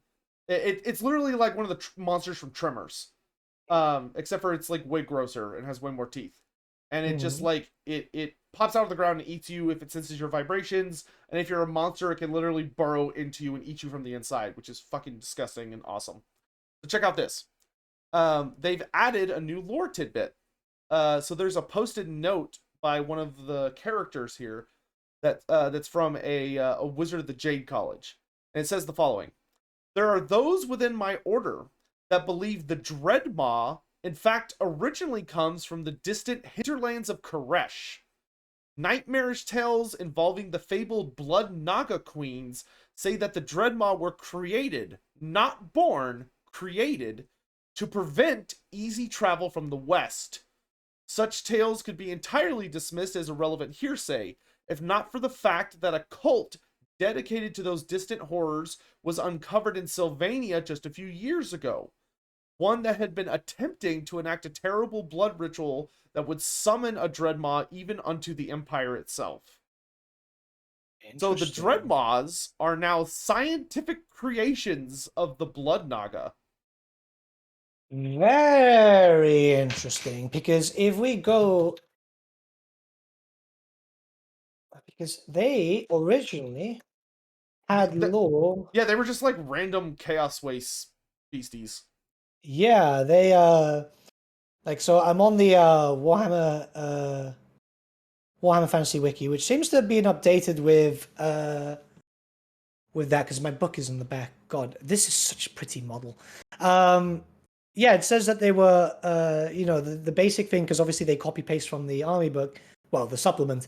Dreadmaw is a terrifyingly powerful subterranean creature which has haunted the mires of tainted sludge and ooze that stretch across the vast expanse of the chaos wastes. So yeah, we always saw these as a creature of chaos, but So check out the list of creatures that they include in the supplement that we don't have in Total War Warhammer. Okay, so the creatures they added, they've got the Dreadmaw. Um, they and I'll just focus on the ones that I think are relevant to Total War Warhammer. So like the Stirpike, eh. But so you got the Dreadmaw, the Camellia Leeches, the Finworms, the giant swamp snakes. So the Finworms are back. Night Ravens, which are like demonic bird creatures of nightmare that like supposedly don't exist. The Praeton is back. Cockatrice, Chimera, Great Taurus, the Trigara, which is the giant praying mantis monster, which actually got an upgrade in this book. It's bigger than it used to be. Carry on without me for a sec. Sure. The Merworm is back, and the Shard Dragon. Microphone? I can hear you. You did this, Mike. Well, No, anyways, no, you carry on, didn't. carry on. No, you didn't. So, those are all fascinating creatures that I think there is a super, super high chance will be appearing in Total War Warhammer 3, for various races. Like, I would have the eyes out for Merworms, probably for the High Elves, Shard Dragons for the Dwarves, Dreadmaws for the Naga of Khuresh when they arrive. Really? You went to go get the... Why? Because Why would you go to go get the Monstrous Arcanum? I've got it like right there. well, I'm more confused as why this was in my kitchen. I mean, I can't answer that for you. Yeah, Praetons for Beastmen. Like, I think a lot of these beasties will be showing up in the near future. Yeah, this is very curious because I'm trying to find this stuff in relation to thingy. So it's God, I love this book so much. Trying to find the They also did Sure. mermaids. They actually did a lot of interesting sea creatures too, which makes me kind of think maybe fishmen are actually possible. Like we got sirens, not sirens, because sirens are the Vampire Coast version. They did sirens / mermaids, and they are fucking terrifying, by the way. Their profile's nasty. Well, I think because there was a rumor going around that they that GW kind of just wanted to flesh out everything that they established. So like they just kind of want to finish off possible factions and so on. Like mermaids would be kind of fucking cool, man. Yeah, but hey, dude, every time Andy Hall, we've had him on and he memes about fish people, it gives me hope, dude. Like, I know it is like the furthest of furthest reaches, but like, I hold the faith. I hold the faith. Oh damn, this is a bit. There we go, Dreadmore. Sorry, fuck. So, yeah, it doesn't really. Yeah, because look, as a creature of the Northern Wastes, consistent exposure to the tainted chaos leaves no two Dreadmore alike. So yeah, big, Yeah, big. it's a retcon. It's a big one, too. Yeah. But I like it. Like, the Dreadmaw looks like a big serpent. It makes sense that... I love the idea that the Naga unleashed it as, like, a deterrent. Like, it's literally basically, like, a way to antagonize people trying to go east. Yeah. To keep them out, you know? It's a big thing. Like, I'll put it on. Oh God, finding an image of a bloody Dreadmore at the moment is Yeah, for me, it feels great because it actually gives the Dreadmaw a faction. Like, the Dreadmaw is one of the monsters in the Monstrous Arcanum that doesn't really belong to anybody. It's just kind of there. Yeah. I mean, it's on screen right now for people watching on my side. I mean, it's such a pretty miniature, man. Like, Yeah, it makes sense. disgusting way, yes. All the rows of teeth and all that. I mean, god damn. So, any other creature you think from the Monstrous Arcanum that could be part of Khuresh? Khuresh? No, I think that's it. I don't know. That Man, being maybe said, I do think every single monster from Monsters Arcanum would be in the game. I mean, the Basilisk could kind of fit, couldn't it? Yeah, I could. I would kind of expect to see the Basilisk with the Beastmen, but I could. It's lizardy enough that I could see it. That is So exciting. You know what I really want from this book, though, more than anything? Hmm. The Etin. Yeah, the Cursed Etin joining Yeah, Norsca. it'd be Get that so big boy in cool. there. It'd You be know what so I want? freaking cool. You know what I Hmm? want? I want the 3 incarnate elementals to be Araby. I want those to be the Jinn. Oh yes, Like, that dude, would be so fucking cool. they're perfect. They're sick. Yeah. Oh, that would be so fucking Oh, cool. there's one more monster I think would join the Nagas, the Fenworm. And well, yeah. It's Where not in the was this? monsters. It's not in the Monsters Arcanum. It's in the old Warhammer Fantasy roleplay books. Right, right. It's the Fenworm is considered the swamp dragon, but it's literally just a giant snake. That's all it is. It's a This is giant pissed off snake. this is so exciting. Like they have so much to go through. Like I barely look at this book anymore, mainly because let's be honest, the rules Also, for this were a bit also, fucking shit. there's a supplement coming out. That's about the Winds of Magic. You know what monster is confirmed to be in that book? Hmm? Famir matriarchs. Like, it's happening. It's happening. Do you think they'll be shoehorned into Norsca? Yes, they fucking better be. I mean, it would be kind of cool if we had sub factions, right? Yeah, dude, I don't even need them to be a generic lord. Even if I only get like a legendary lord Famir matriarch, I would take it. No, they need a generic option too. It's kind of like how Frog right now just sucks because you can't really roleplay monsters. You could do Famir nobles because they're in the Monsters Arcanum. The Famir noble which is the lord level version. Yeah. So then we'd have matriarch legendary lord, Famir noble as the lord, Famir Balefiend as the hero, and then you'd have the units. And then for the generic caster hero, give us the shaman, sorcerer, chieftain, or whatever the hell he'd be called. Oh, the one from roleplay. No, actually from third edition. Sure. I was just making something up. Yeah. There was a shaman in third edition. There was a shaman in third. It's like, I've been going back a lot to yeah, third like we have edition. shaman sorcerers, we just need a lord level version. And what the hell? Give us Sile the Faithless. I'd take him. Dude, I would kill for him. I would absolutely kill for him, but just don't give him the dog shit treatment that fucking Krell has with Heinrich. Because you obviously have to... Yeah. Nightmaw's like Nightmaw's so like not impressive though. He's just He's kind of there. fucking cool. No, he's fucking cool. No, he's cool, but like I don't see why he wouldn't need to be a summon. Like he's so haggard. He's literally just a chaos spawn. And skill points on something that should be with him already. Like Krell to me, like I could see the argument because Krell's like an actual character. Like Nightmaw to me just kind of feels like a goofy attachment. I don't know, man. I love his miniature. I actually use him over. Now, I use it over said, the standard. I think what could be really cool is imagine if they gave Sile the Faithless like the Chaos War Shrine mount from the Warriors of Chaos book, but Nightmaw's what's carrying him on the altar instead of the regular guys. Like that could be really cool.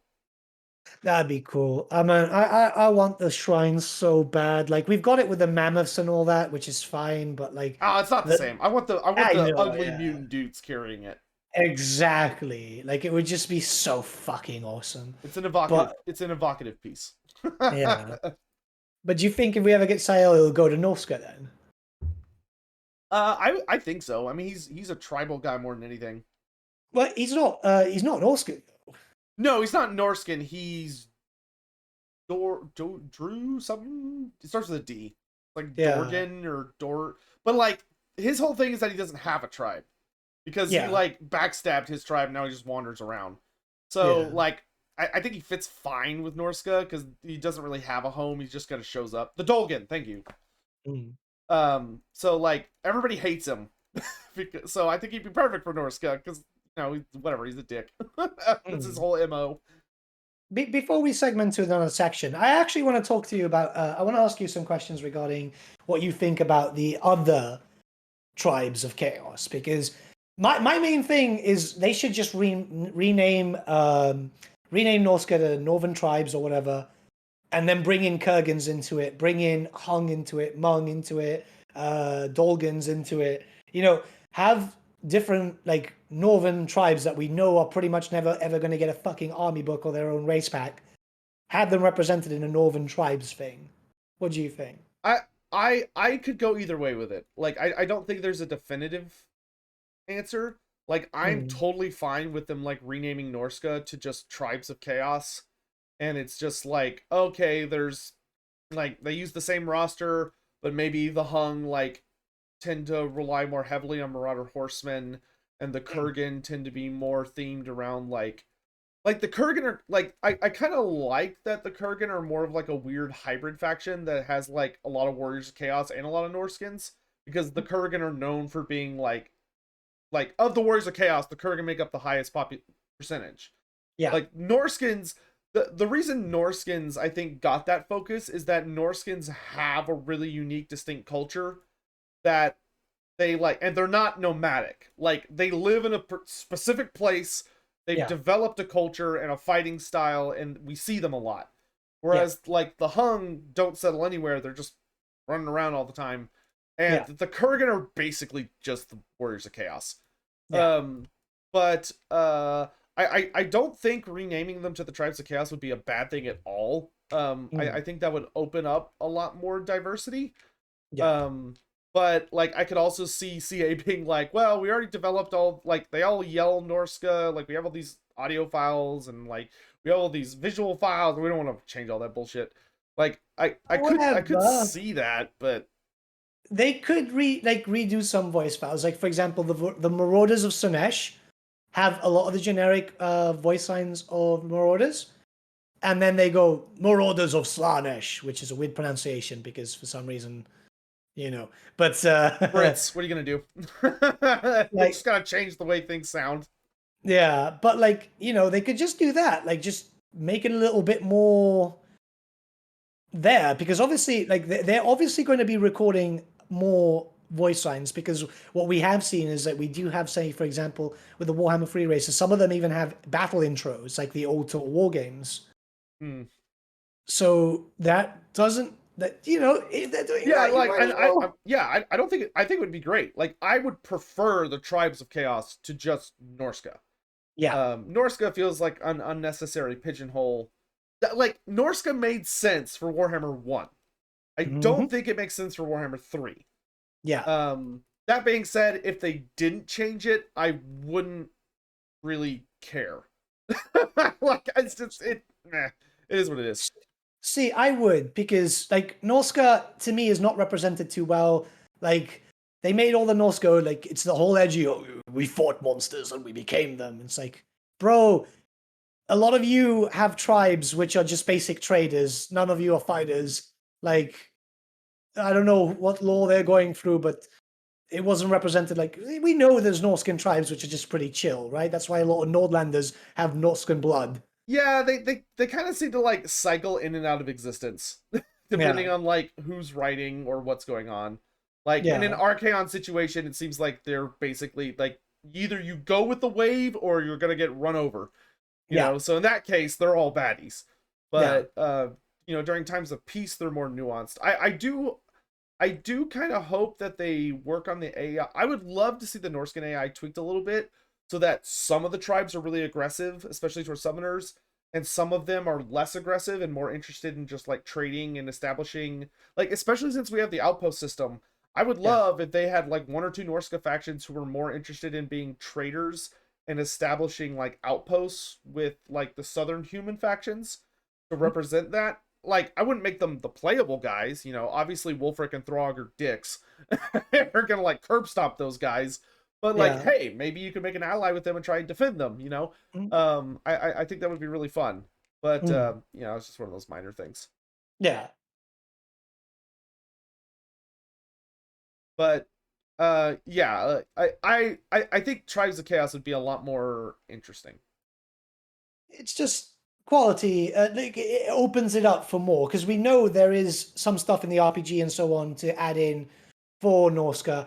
And let's be honest, like, we are expecting a Norsca DLC in the future, aren't we? We all are. And you go through the lore, it's like, well, they kind of already have everything, because they even had new stuff added in for them. I think there's, like, one big DLC missing, which is literally just, like, it's mostly monster stuff. Like, I don't really think there's much in the way of human stuff missing. We're really just missing like those bestial creatures. Yeah. But no, I absolutely agree. And you're right, because like if they added in those other tribes, like that adds in a lot more flavor and a lot more like start positions too. Like, Yeah. okay, we're the tribes of chaos now. So now we've got Sail the Faithless leading the Dolgan. He starts like way over here. And we're gonna add in like we're gonna add in like I don't know what other characters they would pull from, but we could add some other character who's like leading maybe over Nagaroth now and stuff like that. Yeah. I mean, they could easily do Eagle for Yeah, Norsca, Angel because obviously, Steersborn, yeah. yeah, Or put him in Norsca and then make Wolfric fuck off to like somewhere to be an actual wanderer. yeah. Like, or I don't care, make fucking Sirtha Ek a legendary lord. Whatever, who cares? Yes, yes. No, they should. They Yeah. should. Just for the meme. Yeah, Sirtha Ek, the one true chariot lord. Though, I will say, if Sirtha Ek ever becomes a legendary lord, son of a bitch better have a wolf chariot as his unique mount. Like, I want a ice wolf chariot for a character. We don't have one of those, and I think that's so dumb. Yeah. Plus, like, if they do a DLC and they don't rename it, like, I don't want Norsca to have only just like 3 legendary lords or 4 with an FLC. Like, every other race is getting what, 5, 6 so far from what we've seen. I mean, what, the Lizardmen have 7, don't they? But Yeah. like, it would be nice to have options. Yeah, well, yeah. Like, if they came out and they're like, okay, we've got Throg for trolls, we've got Wolfric for like the more like wandery classic Warriors of Chaos Norsca mix over. We've got like maybe a Famir Matriarch for like the more sinister, monstrous, and magical side. We've got Sail the Faithless for like shamans, and then we got like Igil Steersborn for something, or Sirtha Ek for chariots, like whatever. Exactly. Like that would be a good list of 5. You know, that would be good. Good job. Great. Yeah. Oh, someone just said he actually starts with that mount right now. What mount? Do you mean that Sirtha Ek starts with a wolf mount? We'll wait for him to respond, but that's If he does, that is news to me. Yeah. I would be thrilled, but Sirtha Ek pulled by 2 mammoths, that would look so bad. That would look so terrible. I mean, it's like I see loads of people saying like Bjorn Bearstruck and so on. I think Yeah, Bjorn Bearstruck would be cool. Mm-hmm. I would be down for Bjorn Bearstruck over Sirtha Ek, to be honest. Like Sirtha Ek definitely has a lot of meme. Like, it's literally just for the meme, but at the same time, if you haven't played the first 2 games, you just have people like, who the fuck is Sirtha Ek? Or like the first game, actually. You can play Warhammer 2 and have no idea who he is. Yeah. I've had that happen. I was talking to like people who have been playing the games, and I made a joke about Sirtha Ek, and people were just like, who the fuck is Sirtha Ek? And I'm like, oh, I feel old now. What do you mean? Oh yeah, he does start with an ice wolf. What do you mean you don't know who Sirtha Ek is? Apparently, he starts with an ice wolf chariot. Didn't know that. That's actually pretty cool. In Warhammer 2? Must be, yeah, because he's not in Warhammer 3. I've not seen it, but that's actually quite impressive. Yeah, I'll have to go check that out. Yeah, but that's pretty cool.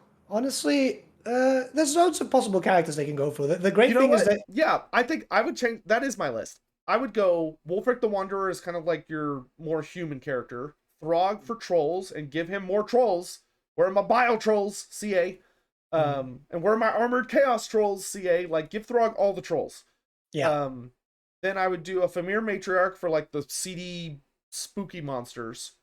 I would do Sail the Faithless for the sorcerers. Yeah. The shamans.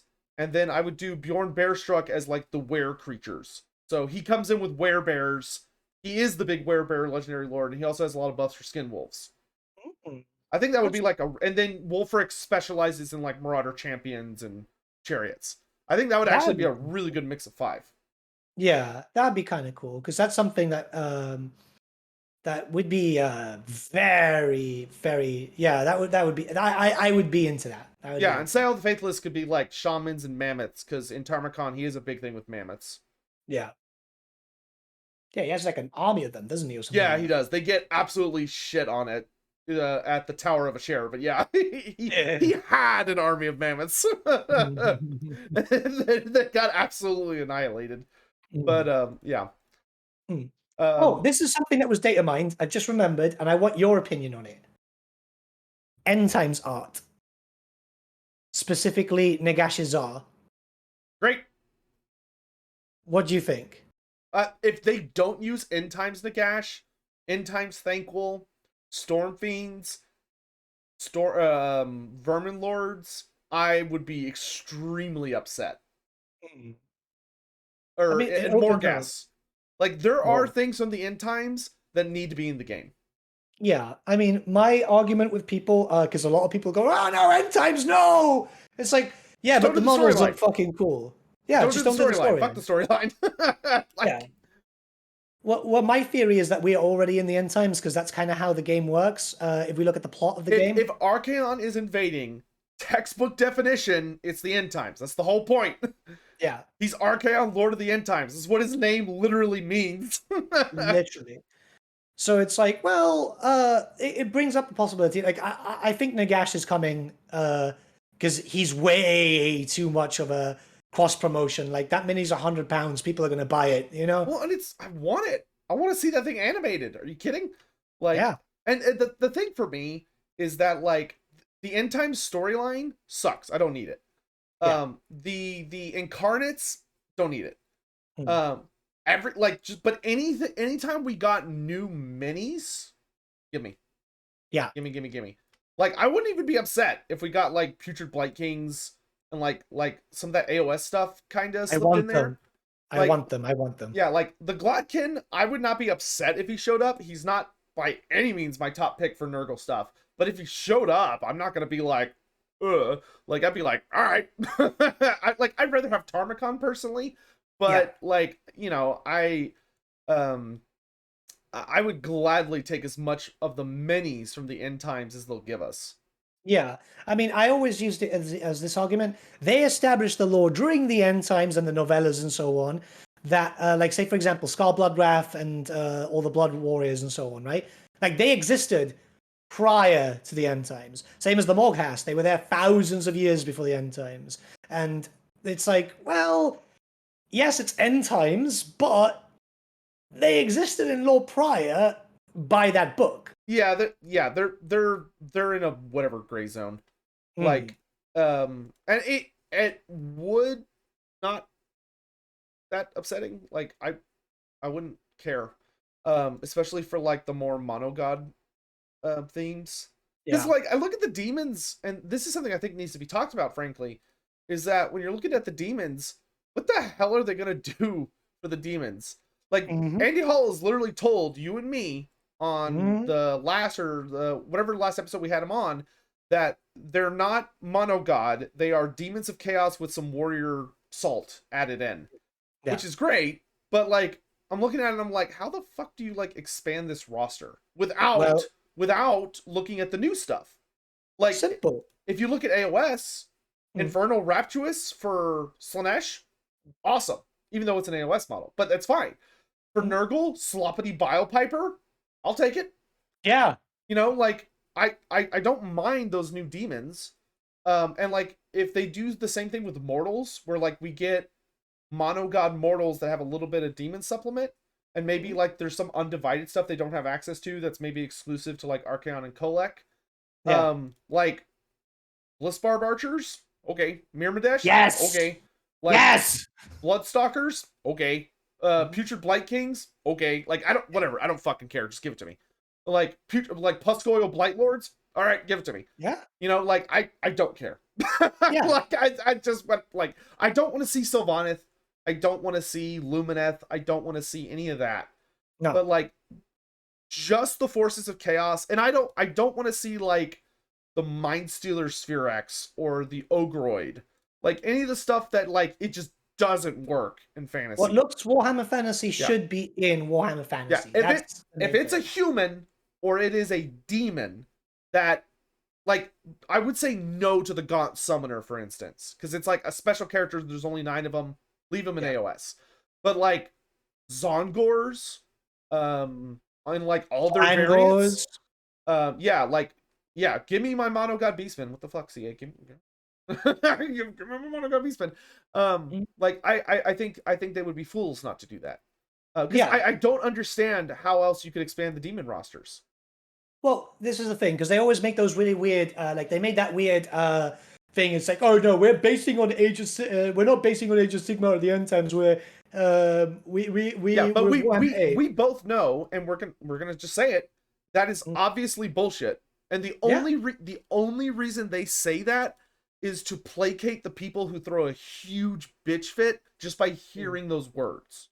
Yeah, it's literally that. Because same thing with actually the best example would be one of those ancient units, the Doom Knights. They never existed. Yeah, no. Ever. And these are new. These are stuff that we're going to see literally in Old World for sure. Because they wouldn't design it and then not run it in Old World. And those would fit so nicely on 40 mil bases flying around. Like, how do I feel about Cruel Boys half orcs? Listen, if Games Workshop makes it work, I don't give a fuck. I mean, they kind of fit because we did have our half orcs in. Yeah, like it literally. If Games Workshop comes out and they go, "Hey, take your Cruel Boy minis and you can use them with like these circumstances, and here's the lore behind it," I don't care. Yeah. It's fine. Yeah, just like you said, as long as it's not far fetched, like bringing in the Idenef or even the Luminef and all that stuff, because that stuff is just a bit out there. Yeah, there is stuff that crosses the line. Like Yeah. it's hard to describe, but if you're like experienced with fantasy, there's a super obvious line. Like when you're looking at Cruel Boys, a lot of the stuff you'll look at and go, yeah, no, this is totally fine. But like some of their monsters, you can look at and go, that's a little much. Yeah. Like the giant, like the giant troll monster that's like a bent over troll and it's got the huge howdah and stuff. That one's a little over the top. Yeah. But like the regular Cruel Boys, no, they work perfect in a Greenskin army. The Killabeaks, the giant vulture monsters, fine. Yeah. It's the case about bringing in just some stuff to flesh out. Chaos desperately needs it because look, I don't know how have you played all the factions for Chaos yet? Yeah. Like Nurgle is struggling, man. Nurgle is very pigeonholed. Well, I don't. The demon rosters are weird. In that like a lot of them are missing like a critical component. Like Nurgle does not have like a single anti-large unit. Like it just doesn't have the anti-large. It's like, why does Nurgle not have halberds? Like at all. Like I can understand being like, oh, his demons don't have anti-large, but it's like, where are my Chaos Warriors of Nurgle with halberds? Like I really don't understand why those aren't in there. But I am very curious to see what they're gonna do, and I'm totally open to them using a lot of those like gorgeous minis we have. Yeah, just make it. We'll buy it. Just make the factions work well. That's all I care. Weren't the Varangard or AOS like by 1,000 billion miles? Varangard did not show up in AOS until fairly deep into first edition. Yeah, like I wouldn't mind some of like the mortals if the mortals are done well, like the chaos, the what are they called, bloodbound or something for Khorne? That's what the faction was originally called. The two units that showed up were the Blood Warriors. Yeah. And it was actually 3 units because the Blood Warrior kit could be made one of 2 ways. I think it was like Blood Wrath Stalkers, which were the guys with like the big whip chains. Oh no, yeah, but those are end times. Those are end times. Oh, I'm sorry. What were you asking about? Let me go on the website because it's just like having a bit of different looks, make them a higher tier, make them like Chaos Chosen and so on. Okay, Blades of Khorne. Yeah, you were thinking of Wrathmongers. Yeah. I'm thinking like the Blood Warriors. The Blood Warriors. Yeah, they're like the Putrid Blight Kings of the Khorne roster. They're just bigger warriors. Yeah. Like give us those, give us the Blood Reavers, give like as a unique Blood Reavers. That was the unit I was trying to think of. Yeah. Because that would be kind of cool just to have some variety. Yeah, and I would be fine if they don't even call them that. Like they're just like, oh, they're chosen of corn, but like they're very obviously based off, that. And I just want them to have good full size rosters. Yeah. Like the demons, to me, Cathay and Kislev, I'm like, okay, these feel good, and they feel like a faction that is gonna have some really cool DLCs. Well, I Mhm. look at the demons and I'm like, I don't know where you take this. Yeah. Like I don't know where you take this. Like Yeah. I almost feel like I have to play Demons Undivided to have a full faction. Yeah. Um, Which even is though odd. like it's banned in multiplayer because they haven't figured out how to balance it yet. I think they will figure it out. Eventually, probably when the other races get added into the game. I don't think that race will be too OP anymore. But for right now, it's too OP because it's just such a big roster. Yeah. But yeah, like I have very very high hopes for the game's future, and I was talking to Nathan about this before the stream, and I'll go ahead and say it. But one other thing we do need to talk about is they put out an announcement about patches. Mhm. Obviously, the game has some weird issues, which I don't know about you, Nathan, but I can absolutely attest to the fact that there are far more issues in the game post launch than there was in the content creator build, which I have never seen that happen before, ever. Yeah. It was super So weird.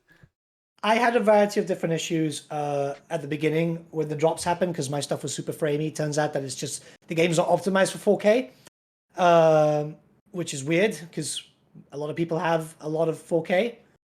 But it got stable when we got that last patch and so on, and then live happened, and then what the fuck happened? Yeah, like we cannot iterate how strange it was. Mm. Every content creator I talked to had the same problem. Like the game was running great, and then they released the live build. We got the live build like I think 2 or 3 days before the game went live, and it was like, holy crap, this is bad. Yeah. Like this is way worse. Go back, go back to the last build. So I have no idea what happened there, but in any event, CA has put out a statement basically saying that they are aware of all the issues. They have a message both on their forums and on their Steam page. Weirdly, they didn't post it on Twitter really. Like the Twitter links to I think the Steam page, but basically the article outlines all the issues and they address some of like the theories behind the issues to say like, okay, like this issue is not caused by this, which we know a lot of people are saying it is, yada yada. And then they basically said that there will be a big patch coming out that's going to hopefully fix a lot of these issues, but it's not coming out till like April. And I told Nathan though, I highly suspect that's because it's going to come with the DLC. Because like that's standard for Total War Warhammer is that we usually get our first DLC roughly a month after release. Now, because this release was a little bumpy, I'm expecting it to be a month and some change. But I would not be shocked at all that we're gonna get our first either Lord pack or race pack or something in April. Because that would line up with how Warhammer 1 and Warhammer 2 went. Yeah. I mean, it's possible. I'm going to outright say this, and I know a lot of people are going to get angry. I don't believe we should wait for patches to accompany DLC, because a lot of people will then obviously like people want DLC now, and that's fine. It's the same thing when I talked about the Immortal Empires, and everyone was like, "Oh no, we want it now." It's like that's not going to fix the issues.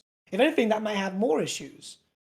Like I like the idea that they're being vocal about this because let's be honest. In the past, CA kind of just releases and hides, right? So at least now they're engaging with people, and this is very good because we deserve this. We just like as a community, as players, as fans, we do need to find out about these types of issues, and that they're going to actively look at them. But like, it's a bit weird, man. Like, it's leading to a bit of a bleeding for the player base too, which is kind of what concerns me. Yeah, I mean, I feel like it's. I don't think there's an easy solution because I could see the argument of like why. I feel like I feel like the same team that does the patches is probably the same team that's developing the new content. And I imagine for them it's a lot easier to have it on like one branch where they're just doing it all together as one thing. And then they're able to release what they hope will be a stable build as opposed to if they did like a patch and then 2 or 3 weeks later a DLC comes out and just totally fucks the patch, right? Yeah. It's probably better to have it bundled. Like it's annoying because it means we have to wait like longer than we really want to or should for some Yeah. really important and simple fixes. Like at least they got us like a mini patch out last week that Yeah. fixed a lot of the multiplayer stuff and had a few little things in there. But no, like I totally understand the frustration and I sympathize with it entirely. I just don't think it's a like I think it's a no-win situation from their perspective of like we could release the patch when it's like earlier, but that might mean it has to have like a dedicated team, and which means it might not necessarily be working with the DLC team. And then when the DLC team drops something, it just immediately breaks everything again. Yeah. Whereas at least there's a chance that won't happen. Now, obviously, those of us who are experienced with Total War know that usually when a DLC comes out, there's a lot of fuckery, but like something weird is gonna happen because it's never what you expect to break. It's usually like some old bug that used to be fixed comes back or some other nonsense. But Yeah. it's just kind of the nature of the game, unfortunately. Yeah. It's just it's concerning because like you know, someone pointed it out once on the thing because, and obviously you have to take into account that there's other factors like Epic Games and so on. The only one that we do have a knowledge on is Steam charts. But the game came out and it peaked at 166,000 on Steam, Mm. which is phenomenal. Yeah, it's great, especially for a strategy game. Yeah, That's good. but it's down to 40K now on the weekend. On the weekdays, it's down to like 25K. And it's like, those are Warhammer 2 numbers, man. Yeah, well, I'm not expecting the game to have like a big explosion that then stays consistent until we get Immortal Empires. Yeah. Like I honestly think a lot of people downloaded the game and played it and they're like, this is fun, but I'm waiting for what my mind tells me is the full game, Yeah. which is the Yeah. combined game.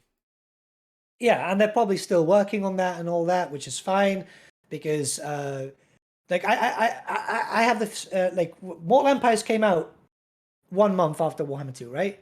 Yeah, and it was a total clusterfuck. I don't know if we're like from like this is just me thinking. I don't think we're gonna get it a month after Warhammer 3 releases. I think it'll be a bit longer. My current estimate is 3 months. Yeah. Like if the map had not been in the game and we didn't have confirmation that they've already been working on it, then I would have said 6 months. But since I know we know they've been plucking away at it and already working on it, I'm thinking 3. Yeah. And like didn't Mortal Empire like Mortal Empires had a lot of issues at launch, didn't it? Well, yeah, because it was using like a completely different Warhammer 1 build.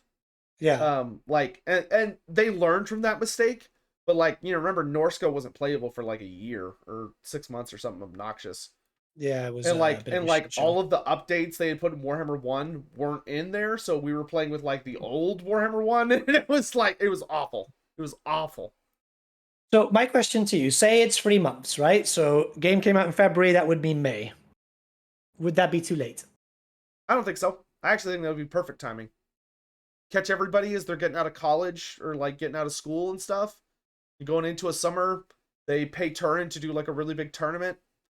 Community starts really bumping in the summer. I think that'd be the perfect time to be like, hey, you want to sink 200 hours into a campaign that lasts for 600 turns? We got you covered. Who needs sleep? It's summer.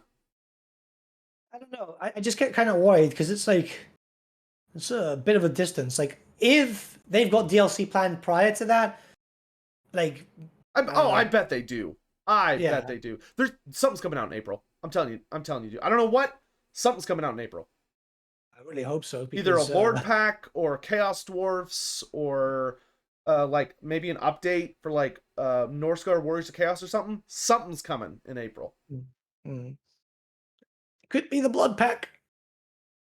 I think it'll be. I don't think they usually don't release the Blood Pack as like the month's DLC. It's usually like randomly just out there somewhere. It was the first DLC for both games. That's the thing, and it came out I think 2-3 weeks after launch. Yeah, which we're pretty much already at that point. Yeah, but I have a feeling that if they release Blood now, there will be throwback. Yeah, I think honestly they should just like basically hide it with a more exciting DLC.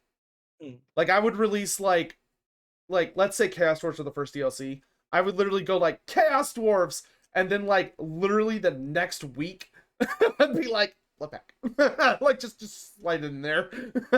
While nobody's paying attention. Yeah. I mean, it's possible. It's possible. It's just because they know everybody fucking hates it. Like Yeah. every single time I talk to somebody that even people that like barely play the game, that shit comes up. Like I was literally I was literally on a podcast yesterday or 2 days ago with like some streamers that like Total War Warhammer really isn't their thing, but you know, we're talking about the game and stuff. Literally one of the things that came up in like the first 15 minutes was like, what's up with that blood pack thing? It's like, oh fuck me, dude. Yeah. Like I don't nobody knows, okay? Nobody knows why they do this. Like there's some asshole up at Sega that knows the true reason, but we don't know what it is. Yeah, like I don't know what that ratings thing, that's bullshit.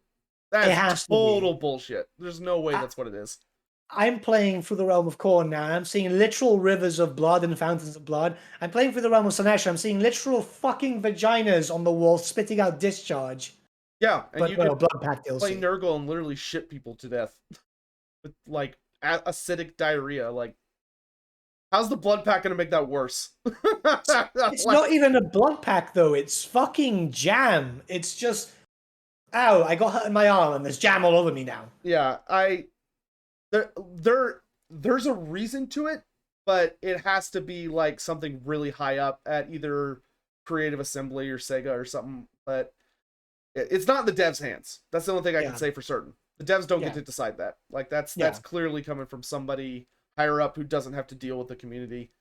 Yeah. Because like I've talked to people from CA about it in like private chill conversations where they have no reason to bullshit me, and they still are like, no, dude, it's the rating thing. It's like that is literally impossible. But that's what they believe because that's what they've been told. So like it's like I don't know, it's like a weird mystical thing. I don't know what, but maybe one day when we die and we go to wherever the afterlife is, that's what they tell us. Why we had to do the blood pack. That's what they tell you after you die. But yeah. I'm excited for the game. Like I'm still enjoying it. It's fun to stream. Like I've been playing a Scrag campaign right now and it's stupid fun. Yeah. The ogres are in a very good place. Yeah, like I think Greases could use a little bit of fine tuning, but Scrag is ridiculous. Like Scrag is so over the top strong. It's like, oh, I could just instantly win everything because I've got 10 Gorgers. Yeah.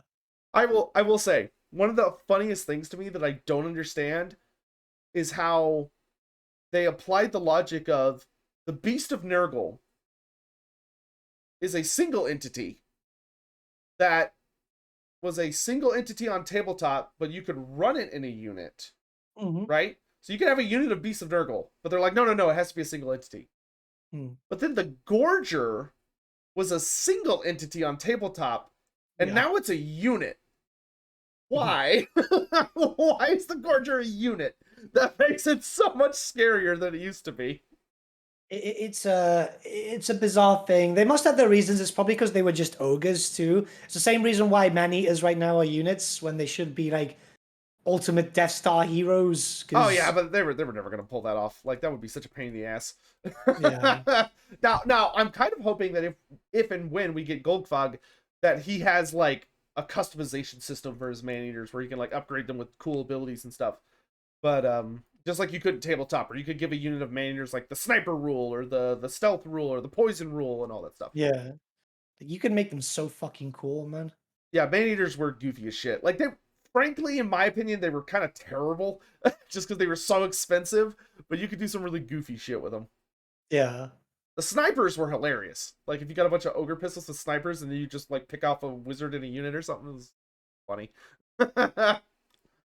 But yeah, and I'm fully expecting I will say I'm expecting ogres to get a bit of a nerf bat at some point. Like Gorgers are very overtuned. Iron blasters are kind of insane. Just like on tabletop. Iron blasters are bullshit. Who would have thought? Yeah. Iron blasters on tabletop were Fucking they were so stupid. Yeah. Absolute horseshit unit that were not fun to play against, and so every ogre player took 2 because they were dicks. Yeah. It's like, oh, it's the most sophisticated cannon. It's a fucking cannon. Yeah, really. I know. It's like, why is the stupid, literally one of the dumbest races that barely, like, cannot create black powder, mind you. They have to trade for it because they have no idea how to make it. Why do they have the best cannon in the game? What kind of bullshit is this? God. Oh, I hate ogres so much. They were goofy as shit, dude. Dude, I got the Hell Heart as a magic item, and the moment I got it, I was like, ah, fuck. Like, just seeing the Hell Heart, like, started putting me, like, PTSD. Oh, man. Oh, fuck yeah. But anyway, I'm actually kind of looking at my chat, just I'm making them aware, and you should do yours. If there's any interesting topics anyone would like us to kind of hit near the end of today's stream, just because we didn't Yeah. do like a who would win or anything, which forgive us, sorry. I didn't have time to throw I something together. literally blindsided Sotek and said, "Bro, I need to do today instead of tomorrow. I'm sorry."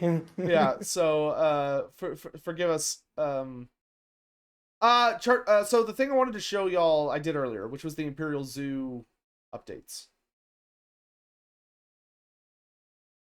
Astrogoth Iron Hand versus Grim Burlixon. Grim Burlixon dies immediately.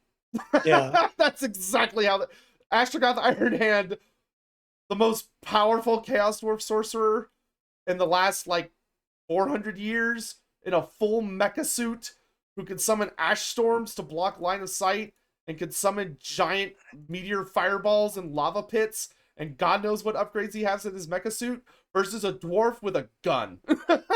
Who do you think wins? Oh, this is an interesting question, actually. How do you think they would make the Chaos Dwarf train rules in the game? Trade or train? Uh, train. Oh, personally, I'm expecting it to be an upgrade to the train, kind of like war wagons for the Empire, where it's like you could get different trains that have a different carriage. So like what the fuck is the train called? Iron Demon with Deathstreaker rocket attachment, or an Iron Demon with a cannon attachment, or an Iron Demon with a magma cannon attachment. I think that would be like a really easy way to introduce variants of it, while also still like having that theme. See, you know how I'd love it? Like Kislev's little version of Hogwarts. Right? So, What? right, because What? the ice court, right? The ice wizardry court. It's Hogwarts, right? It's just discount Warhammer Oh, Hogwarts. okay. Now I see where we're So going. you get the train, you get the demon engine, and then you send it to build up because obviously this would be kind of stupidly powerful, and then you get options to be able to build it up in a. You know what? That's awesome. I like that. That's a really badass system. I think that would be kind of interesting. They'll have to make a bunch of new models and so on, but then again, it's just like attaching one to I the imagine other. it wouldn't be terribly complicated. Like, especially if Hmm. they like maybe simplified it. Yeah. Oh, another one someone said that could be interesting is maybe based on how you upgrade it, maybe instead of it just getting a war machine on the back, they make it like a black arc. So you get like barrage army abilities. So like, Hmm. oh, you upgraded your demon iron demon carriage to have these weapons, so you get access to these army abilities. That's Instead not of it too just being bad. like a regular attachment, because that would make it a lot easier development wise while still allowing you to have like a bunch of different options. Hmm. That's true. That's true. I mean, I'd just love to see a demonic Thomas the Tank Engine just charging through the bloody battlefield, you Oh, well, know? we're gonna get there's gonna be at least 2 variants of it. Like, there's gonna be Yeah. a regular one, there's gonna be a skull cracker, and I'm so excited Yeah. for the skull cracker. Yeah. And there's Yeah. gonna be a Thomas the Tank Engine mod. There's gonna Yeah. be a Thomas the Tank Engine mod. I Um mean, it'd just be awesome. I'm just gonna pop some of. Do we think Chaos Source will have 2 or more or 4 legendary lures to start? I think it's gonna be 4. Yeah. I I think think, like because we only really saw evidence of 1 in the files. no, there were evidence of 2 in the Oh, files. there was 2. Okay, I only saw the No, Legion of Osgore one. there was there was 2 war camp advice in the files, but they couldn't be cracked. So my thinking is they're gonna do 4. I don't know how it's gonna work. Because I've seen some people talk about like possibly just getting the four that we know, the Ashen, Astrogoth, Zatan, and one more. There's been talk, obviously, of the big miniature that was in Forgeworld that was used in Age of Sigmar, but was actually meant for Warhammer Fantasy. Shartor! Yeah, because a lot of people are like, oh, and I think Indie Pride made a video on it, but I don't think he referenced the fact that that was supposed to be a Warhammer Fantasy miniature. Yeah, it was for a Warhammer Fantasy Forge World supplement that was never printed. Yeah, Because it got canceled. Yeah, but GW has which to be fair, just to show that we're not bullshitting, Troll Hag, Yeah. Giant River Troll Hag, exact same thing.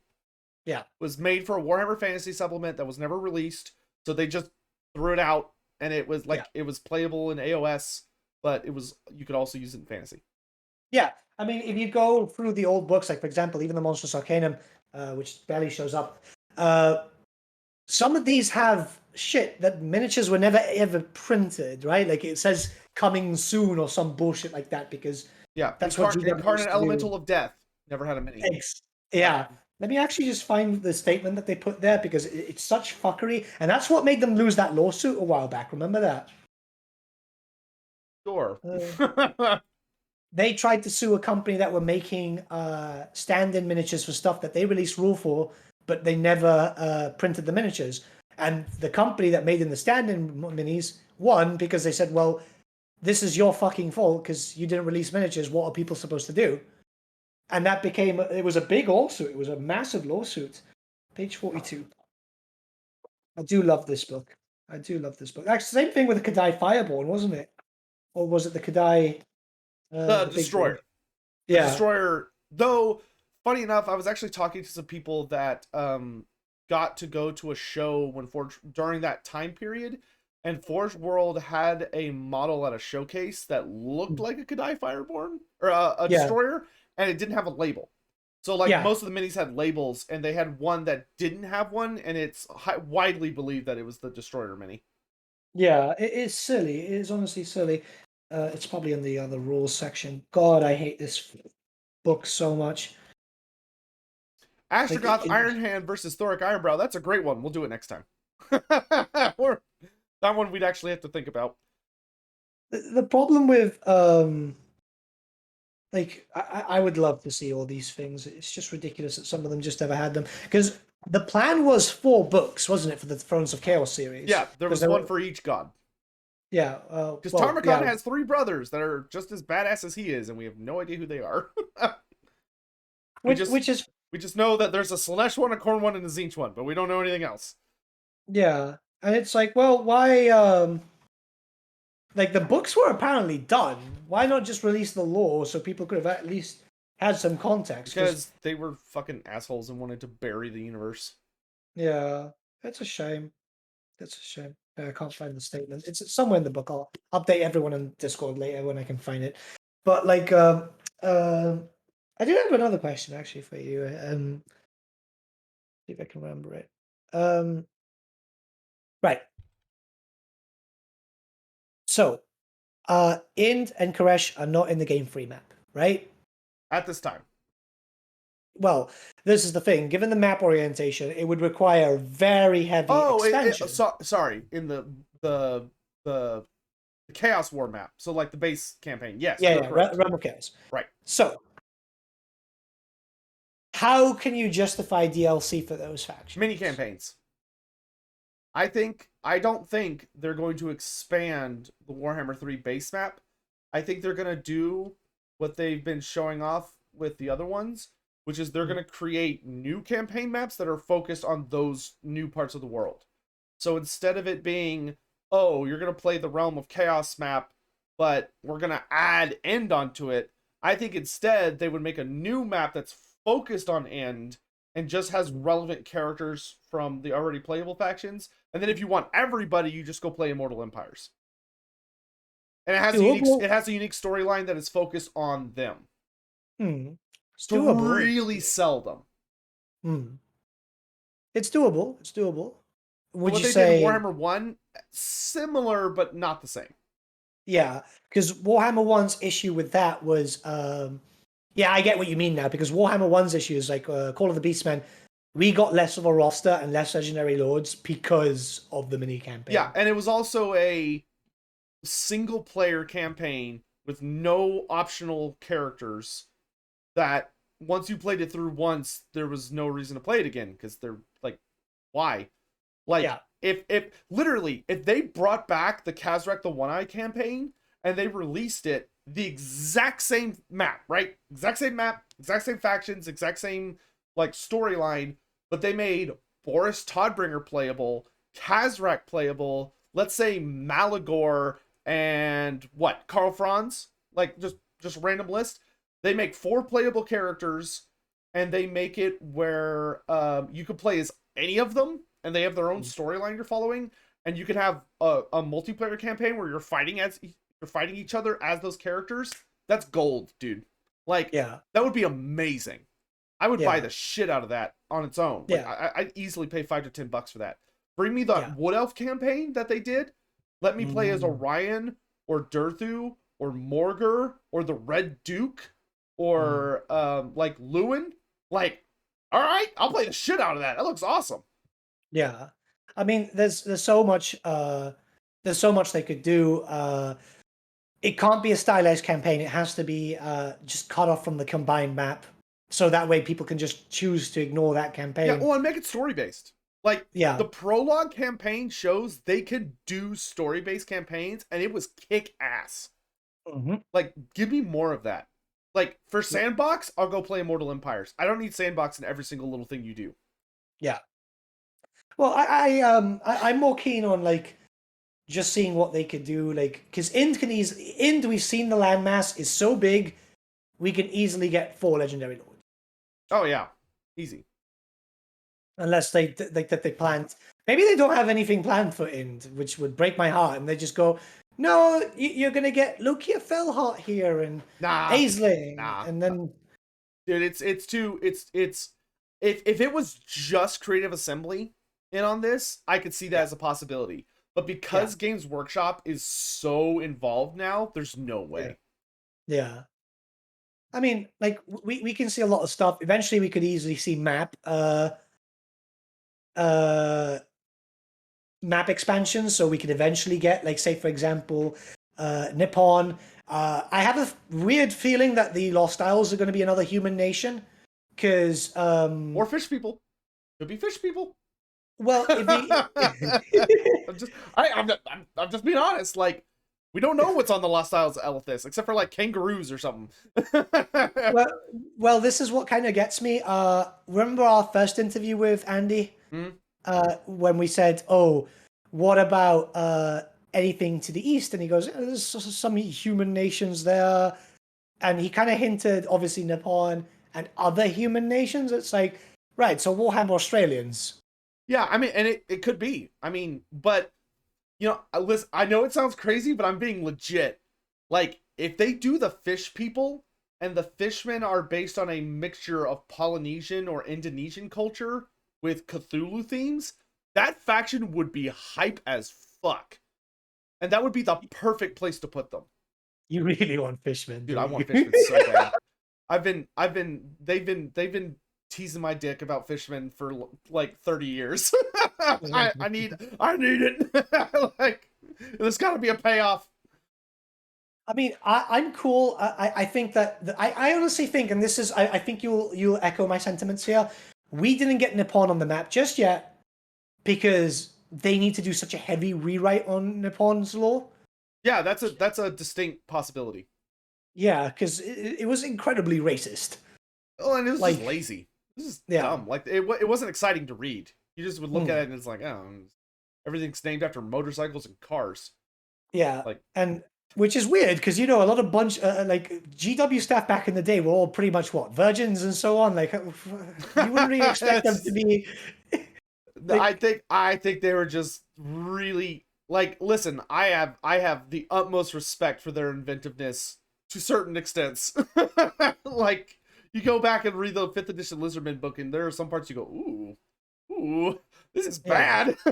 Yeah. This is just, and that was like late in Warhammer's life cycle. Yeah, like early Beastmen lores. Like, you know, Nippon is from like 3rd edition or 4th edition. It was even Yeah. worse.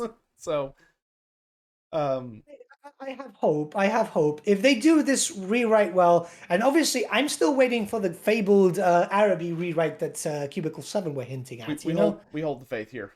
Yeah, Araby will come. We hold the yeah, faith. like the sun shines bright, you Yeah, know? the Southlands is getting expanded. Archon the Black can fuck off to some other place. Fuck off, Archon. Nobody likes you. Go to Yeah. Nagash, you nerd. Your Pretty daddy's much. boy. Because there is so much possibility that they could milk, right? They said, we want to support Warhammer 3 for many years. It's like, bro, factions. Factions. Yeah. Well, there's I'm so hopeful because there are a lot of races that feel very close to being done. Like, honestly, outside of like a few named characters, I don't really know what you're supposed to do with the Dark Elves at this point. Mm, Like what? Shadowblade. So like no named characters. Name me 2 generic things you would add to the Dark Elves. no names characters? Fuck, man. Strippers. We already have them. We got Sisters of Slaughter and we got Witch Elves. We already have them. Sexier strippers. Well, okay, that's okay. We can't account. We can't put in your precious cat boys, okay? Like it is coming, cat boys. We can't change the faction like that. But no, Dark Elves are pretty much done in terms of their army book, aren't they? Yeah. They've even added some stuff. Yeah. It's yeah, because the Pegasus Riders are a new unit. Yep. Okay, I see chat naming a lot of random shit. The one thing I've seen chat say that I could go, okay, is sea dragons. Like a serpentine dragon that breathes fire that can come on land that, you know, is associated with them. I could see a sea dragon. That'd be cool. Yeah, that's one. I I don't think the Statue of Cain would be worth it. The Statue of Cain thing has always been kind of weird. I mean, that was what threw me off when they started teasing for fucking Rakarth. It's like, oh, Statue of Cain. It's like, what? That was so dumb. Hey, you know what makes me think of a Charybdis? Mass sacrifices to Cain. Yep. Yeah. Not the Bloodwrack Medusa. No. Yeah. You know, not the bloodthirsty, not the Bloodwrack Medusa. No, the Charybdis. That's what I think of. They might have something in the arcane. Yeah, the statue of Cain, in my opinion, was always stupid because it's a ripoff of the Avatar of Cain from 40K. A much shittier ripoff, I might add. Yeah. No, Merworm is High Elves. Merworm should be High Elves, not Dark Elves. And an undead one for the vampire. A sea dragon is like a serpent, a sea serpent that breathes fire. That's a sea dragon. Maybe the basilisk because it's a sea creature. I mean, that would have worked well in a fucking creature. I would put the basilisk in either the Beastmen or the Norsca. I think it would do really well in Beastmen or Norsca. It's too chaosy for Dark Elves, in my opinion. Yeah. Do sea dragons fly? No, they're serpents. Like it's a sea serpent that breathes fire. That's all it is. Don't think harder than that. It's literally just like a big snake that breathes fire, and it swims. Someone's pointed out they could do like a reskin unit here, and this is actually pretty good. A proper spell first to Hydra, because we only got it as a banner, which was silly, because we knew that Rakarth had them, and for some reason that doesn't show up. Yeah, but I don't think you could pull that out and be like, look, pay for this, and people would be like, well, they could. But like, my point is, we're really trying to scrape the bottom of the barrel here. Like, the Dark Elves are very close to being done, even if we're like really digging in there. Yeah, like we're basically like, oh, let's take a unit that's already in the game and release like a slightly different version. Yeah, you know, I'm not seeing like any legit new units be suggested. They've got like the possible Assassin Lord just to give them that, but that's pretty much it, and that could go well with Shadowblade. But there's fuck all. Honestly, I just want Talaris. I think Talaris would be cool. Talaris Dreadbringer, I think, would be a great legendary lord. Mm. Shadowblade could be a legendary hero or a legendary lord. Like, he'd be fine either way. Thorin Yeah. Darkhan, legendary hero. Yeah. And then we're done. We're pretty much done. Yeah. It's like that. It's like that for a lot of factions. There are quite a Yeah. few factions that have like you look at it and you're like, I don't really know what else. Like, Lizardmen are kind of to that point where like I'm like, okay, Skink Horned One Riders, Skink Riders on Colchins, the ostrich birds. I would like Colchins. Yeah, like I don't really know what else to do with Lizardmen beyond that. Like Kroxigor, generic lord, that's a big one for me. But like skinks with short bows, yeah, I could see the argument there. From the call out to the Southlands. 5th edition, wasn't it? 6. Yeah. You could play a Southlands list in 6. It was actually one of the leading tourney lists, and it was bullshit. Everybody hated it because it was literally just 200 skinks with short bows. Yeah, I mean, I've got the box. It was Lizardmen versus Bratz, which is a really pretty box. Yeah. But like, there are a number of factions that are to the point where like they're missing like named characters and like just little things. But like they don't have any big monsters really. There's just not a lot there. Which is good. That's a good thing because that means that we could stop focusing on them and focus on new things. But I've used this argument a lot. If new shit comes out for Old World, well, yeah, obviously that fucks it up. But we're like, we gotta work with what we got. I'm not worried too much about like potential things. Oh no, yeah. I mean, like, if we're still waiting for stuff that's missing, I mean, Tomb Kings could do a DLC. Tomb Kings could really do a DLC. Yeah, Tomb Kings could use a full DLC, like a full Lord pack. Like we could use like Ushabti with great weapons, the Chimeric Titan. We could use like tombs. Like I could actually see tomb swarms now that we've gotten Nurglings. Yes. Like I would really love to see swarms now that we know they could do it. Like, oh, Lizardmen, like, give me jungle swarms or snake swarms. But like, there's like Tomb Kings are missing quite a bit, but not a lot. But they're missing like a Lord pack slice of stuff. But like Dark Elves feel very close to being done. Wood Elves feel like super done. I don't know. Yeah, because they've already pushed Wood Elves pretty hard, like past what we had in tabletop. I don't know what you could do for Wood Elves. Like we even got spites, with Drychas, with the Forest Spirit characters. So it's like they could use some more named characters, but other than that, like Wood Elves feels super done. No Meadow Chariot. Stop bringing up the Meadow Chariot. God damn it. Shut up. Wood Elves don't need a fucking chariot. I don't know if you're telling me that or your chat. I'm telling my chat that. Like, I don't know if you were about to bring that up, and if you were, I'll say it to you too. Shut the fuck up about the chariot. Wood Elves don't use chariots.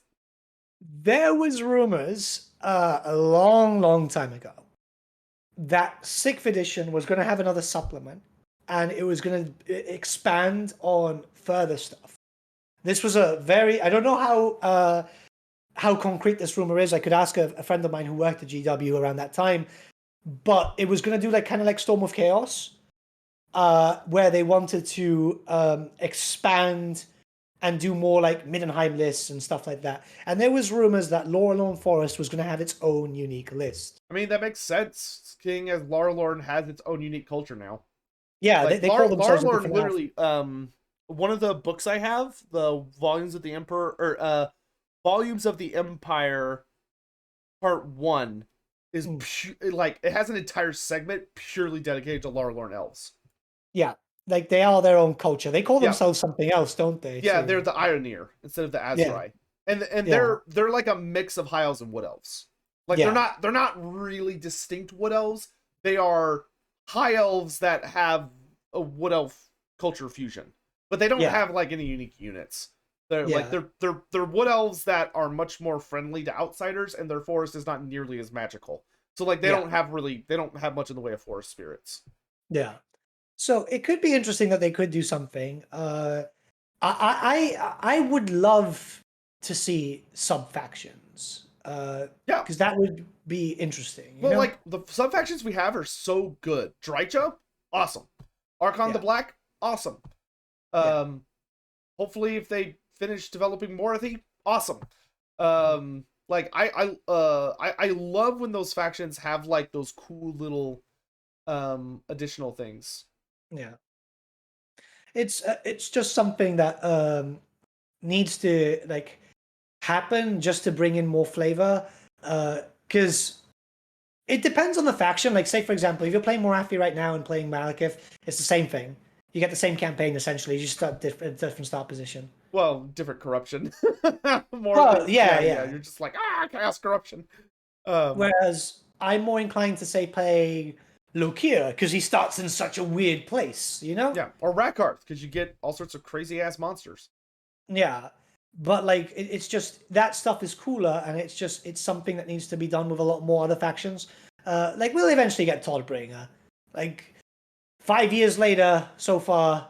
Ooh, somebody Nathan, someone's asking about centaurs and like I'm inclined to try and answer it, but like I feel like we should table that for another time because it's like a really complicated topic.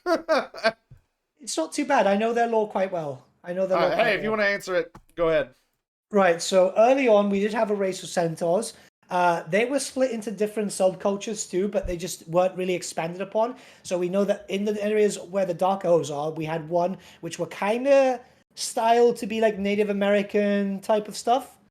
But we also had another race of centaurs in the lands of the Eastern Steppes, which is the lands of the Kurgans and so on, that were going for the Mongol theme too. But I think they kind of just put that aside because they already had a few Mongol-inspired factions. Because obviously the Kurgans and the Hobgoblins, they're supposed to be wholly nomadic.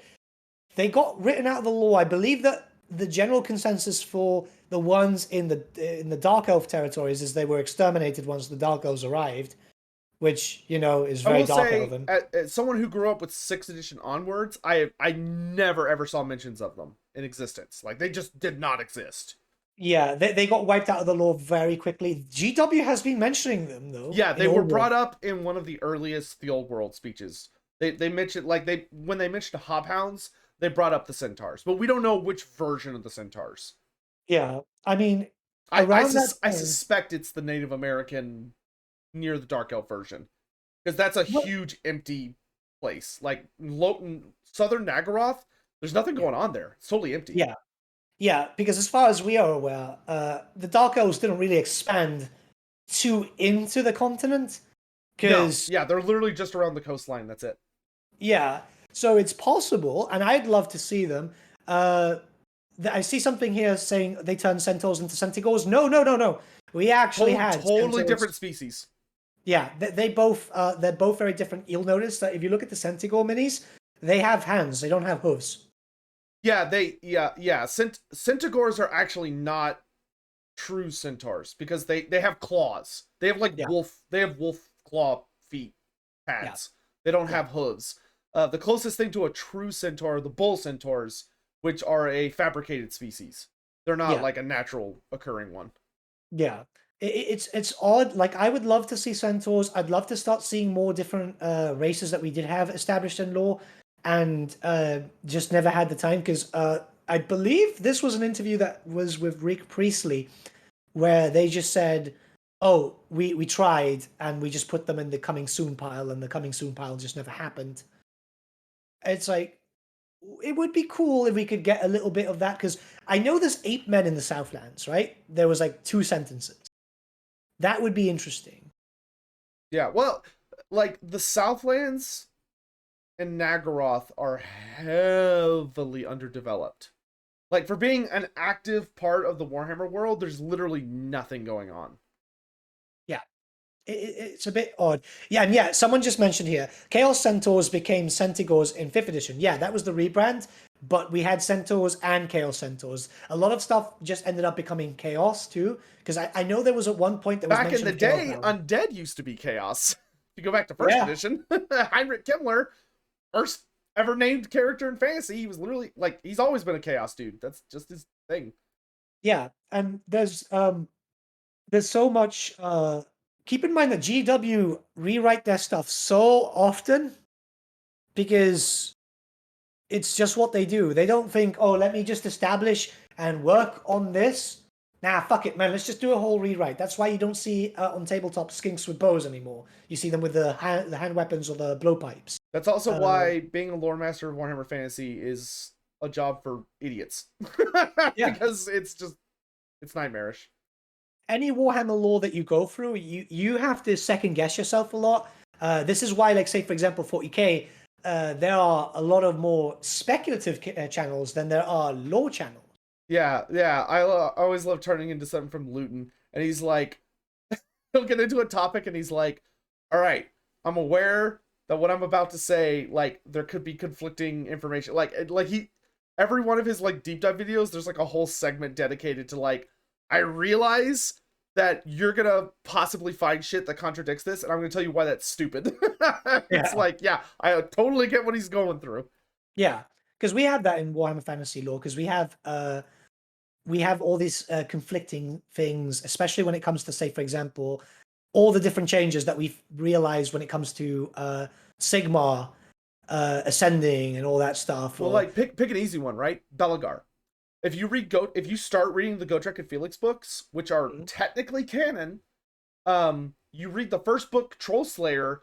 Belagar Ironhammer shows up, and he's like a really old, wrinkly old dwarf who's like really beaten down. He's not a fighter anymore, and he's just like old and crippled. Yeah. Now, you may look at that and go, "What the fuck? That's not the Belagar I know. The Belagar I know is like a badass who's like kicking the shit out of people, and like he took Carrick 8 Peaks, and he's fighting, and he literally fights till he dies." Yeah. Same guy, but one of those was written in like 6th edition, and the other one was written in 7th edition. And they completely retconned him. Like, he does the same stuff, technically, in the timeline, but the character is totally different. Actually, now that you mentioned the Gotrek and Felix books, this is something really important. Remember in one of the Gotrek and Felix books, they fought against a race of, like, Mantid? Or there was just one left and the rest were something? Sleeper. Yeah. Yeah. And it's like, oh, this is supposed to be the thing that can destroy the world and stuff like that. It's like, these are things that get established and then just never get worked on. Because yeah, it was a giant insectoid ant queen that had been corrupted by chaos like the dragon ogres by making a deal with the dark gods and developed the ability to mind control people. It's one of those weird things. We get that when gods get established and then never expanded upon. Like, I've got my crazy theory with the sleeping godchild, but there's like even just generic characters where we just see generic gods where we just get nothing. It's like, give us something, man. Yeah. Well, even like important gods that like are important, like they're well established, like the ancestor gods, way bigger pantheon than you probably think it is. A lot of people go, oh, ancestor gods, Grugni, Valea, and Grimnir. Yeah, no, there's like another 20 of them. Yeah. Like, all of their kids are gods.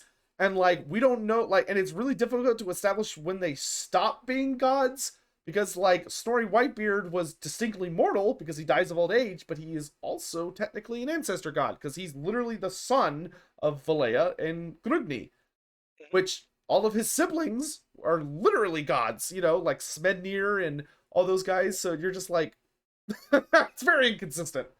Yeah. And this is, we get a little bit more, info with certain things and then changes. Like Warhammer 3 drastically changes does basically, and where they are like, what? Like that's something that we asked Andy about, and he kind of just like, no, don't worry about that. It's like, no. Yeah, Be'lakor, only undivided demon prince in existence, unless you go back to 6th edition, in which case you can make any demon prince undivided. This is an argument that I keep having with people. It's like, because CA make that statement, oh, the game is based on 8th. It's like, no, the game is based on 6th. It's based on whatever bullshit they want to make up. Yeah, but I think that the lore is 6th, because we've got Franz ascending, does his usual bullshit. Then we end up getting we do have Storm of Chaos factions. We do a lot of Storm of Chaos factions. I'm just waiting for the proper Slayer faction to show up, just sort of give a little bit more flavor to our good boy, Someone said, isn't it Games Workshop approved bullshit? Okay, like, how do you define that? Like, Yeah. tell me, what does Games Workshop approve and not approve? Like, they do not have any form of consistency. That's such an unhelpful like line to draw in the sand.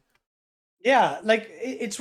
I have like. Could you imagine what they do just to get stuff? Is they've got like a big dartboard, right, with all the different timelines and so on, and they're just like, boom. Okay, we're doing Sixth this one. Then this DLC we're doing because like obviously like the Shadow and the Blade that was Storm of Chaos. That was also a little bit of Mordheim into that too, you know, with the Snickage army. Well, and here I'll say this. Here's an easy example of Games Workshop simultaneously approving something and not approving something in Total War Warhammer 2. Go play Nakai, right? Nakai starts on Albion. Go do his quest battle, and you may notice there's a very cheeky line in the description of the quest battle where it's not clear if the Albion crisis actually happened. Like, they basically just throw multiverse bullshit at you, and they say, oh yeah, no, the Albion crisis happened, but it didn't happen. But it did happen. Because Nakai remembers it happening, but it definitely didn't happen. Yeah. Like, what the fuck is that supposed to mean? So like they just make shit up. It's so odd sometimes. Like I would love to see what like I would love to see be in a meeting with CA when they're discussing this type of stuff because we know a lot of them are like Warhammer fans and Warhammer Fantasy fans, and I'm not sure if this is just general rule of cool or let's have a few shots of tequila and whatever we end up picking once we're drunk is what we'll go for. Yeah, and well, like there's even a super cheeky reference. Like I hate it. But did you see in Total War Warhammer 3, they literally just have like a fucking multiverse tip? Mm-hmm. Where like they literally just go, oh yeah, so like the lore of the Chaos Gods and fantasy has not changed at all. However, Slaanesh was totally born because of what the Eldar did, according to the multiverse theory. Which means it didn't happen in the Warhammer universe, but it still happened. Yeah. Like, where the what? What the fuck? Like, Yeah. so it's like just ignore it. It's just stupid. Like, it's literally just it just doesn't make sense. It just doesn't make sense. No, I get it. I just get pissed off because it's like they put little tidbits which could mean something, and then it's like it's not. Like, I would fucking love if they expanded on the other Chaos Gods because we got that hint in Game 3 about Nekoho and Zuvis, and I'm like, boy, come on, give us something. It's like, oh no, it's just a throwback. It's like, really? There's so much potential here. You could literally milk a DLC out of this. Just make up some random demons. I would, I wouldn't be surprised if they get like a Regiment of Renown. I think that'd be like a really easy thing. Yeah, it's just, it's odd. Like I like that they're going through all the additions though, because obviously it brings in so much possibility. And I'm expecting that with some stuff in the future. I mean, I hope, but it's like I'm confused about the timeline, and it hurts my head when I speculate on videos because it's like, well, yeah, obviously it's a unique timeline. Like it's literally its own separate. Like if people come in, they're like, oh, what timeline are they using for Total War? It's like it's literally its own timeline. Because like a lot of shit has been shifted and moved, and like there are characters who are dead that are still alive. There are characters who are active that shouldn't be yet. Like it's literally just it's just whatever you want it to be. Yeah, I mean, the only thing that I don't know, I like they do the they do the hint. Actually, someone just said this here with the chainsword and the Slaanesh thing, like you said in the realm of Slaanesh. Yeah. I think that's just eventually for a future Total War 40k anyway, because like it's the only thing that makes sense. Well, and it's like it's a cheeky reference. Like the chainsword of Khorne is actually kind of a complicated topic because like it's a cheeky reference, but it's not literally a chainsword. Yeah. It is a demonic weapon that functions like you would expect a chainsword to function, but it's not like it doesn't run on gasoline or whatever the fuck they use in 40k. Like it's not mechanical. It's like it's a demon that like it sounds dumb, but like in Warhammer Fantasy Roleplay 2nd edition, you could get the chainsword as a demonic weapon as an upgrade, and it gets a lot more into detail about what exactly it is. but it's Yeah. like the sound of like the engine revving. It's not actually an engine, it's literally just the demon like screaming. Yeah. But like obviously it's a reference to 40k chainswords, but is it a 40k weapon in fantasy? Well, that's kind of up to your interpretation. It's confusing because obviously, like, if we go like, I hate referencing it. It's like in the end times, Nagash outright states, yes, there's a multiverse, and I want to eat the Chaos Gods because I can eat them there and then go to that universe too, Yeah. and so on. Well, Lilith says the same bullshit. Like, Yeah. Lilith comes out and says, oh yeah, no, the Warhammer Fantasy world isn't unique. This is actually one of an infinite number of realities where the Chaos Gods have... Our reality gets destroyed, a handful of survivors escape into a new reality, and the Chaos Gods eventually follow them, and that's happened an infinite number of times, and has never not happened for some reason, and those survivors create a new universe, and they become the Elven Gods, which you may sit there and go, wait, then what the fuck are the old ones? Great question! She doesn't explain what the fuck the old ones are, because her theory is stupid, but that's how lazy Games Workshop's writing is. Is that, like, they don't present that as, like, she's wrong. They present that as she is 100% right. And, like, that is just how it works. And if you analyze it for more than 3 seconds, you go, this makes no fucking sense. And, like my theory for it is, like, oh, she's the goddess of prophecy. She saw the end of the world coming and it drove her insane. And, like, this is how she's interpreting events. But she's wrong, but she thinks she's right. And that's why she does what she does. Which I think actually makes her a much more interesting and tragic character. But... that's not what Games Workshop intended with that writing. Yeah. So, like, you know, that's why whenever me and Nathan do lore videos or talk about anything, we're not telling you what the most recent publication said. We're telling you, based on all of the reading we've ever done, on all the different subjects, over all the different editions, what makes the most sense for a combined universe based on our personal tellings. And there are things me and Nathan don't agree on. Like, there are lore topics where we have different opinions. Because there is no canon. It doesn't exist. It's not real. The common thing from GW is everything is canon, not everything is true. And it's like... Which, fucking lazy. Yeah. It's GW trying to be... This is my big issue with that. It's GW trying to be... they're trying to be Marvel, but they don't want to give us separate worlds. Yeah, oh yeah. Like, man, could you imagine if Games Workshop put in the effort to, like, label the different multiverses so we could actually talk about it? Like, the Storm of Chaos universe is Universe 5. The End Times is Universe 6. Like, oh my god, that would be so nice. That would be so nice. And the thing is, a multiverse was outright established in Age of Sigmar because in the early Teclis lore, he visits a echo of the world and basically just watches over Orthwan because he's a dramatic little crybaby and he wants to go to his safe space. Dude, there's literally a, I won't say what it is because I don't want to spoil it. There is a thing you can buy that's very good in AOS, and the point of the story revolves around a realm gate to the Warhammer Fantasy world before the end times. Yeah. So, like, if you were to go through the realm gate, you could literally change what happened. Yeah. That was a certain someone. Yes. Yeah. Now, it was destroyed so that no one could use it. But, like, that's the levels of, like, mind fuckery that we're dealing with. Yeah. It's stupid because, like, don't give us a multiverse without actually outright saying, look, it's a multiverse. This is what happens. This is how we're ending up with, say, for example, like, in the future, I'm expecting that we'll be able to use the Cathayan models in Age of Sigmar. It's like, oh, look, magically, Shen Wang or Zhao Ming or Meow Meow appears, right? It's Meow. Yeah, I don't like her. I didn't realize that you had discovered her cat cafe when she's moonlighting as a cat cafe maid. Yeah, it's like I just don't like the character. I really don't. Zhao Ming is so much fucking cooler in my opinion. I love both of them. I think they're great. I just think Zhao is like a badass man. Zhao makes me so sad though.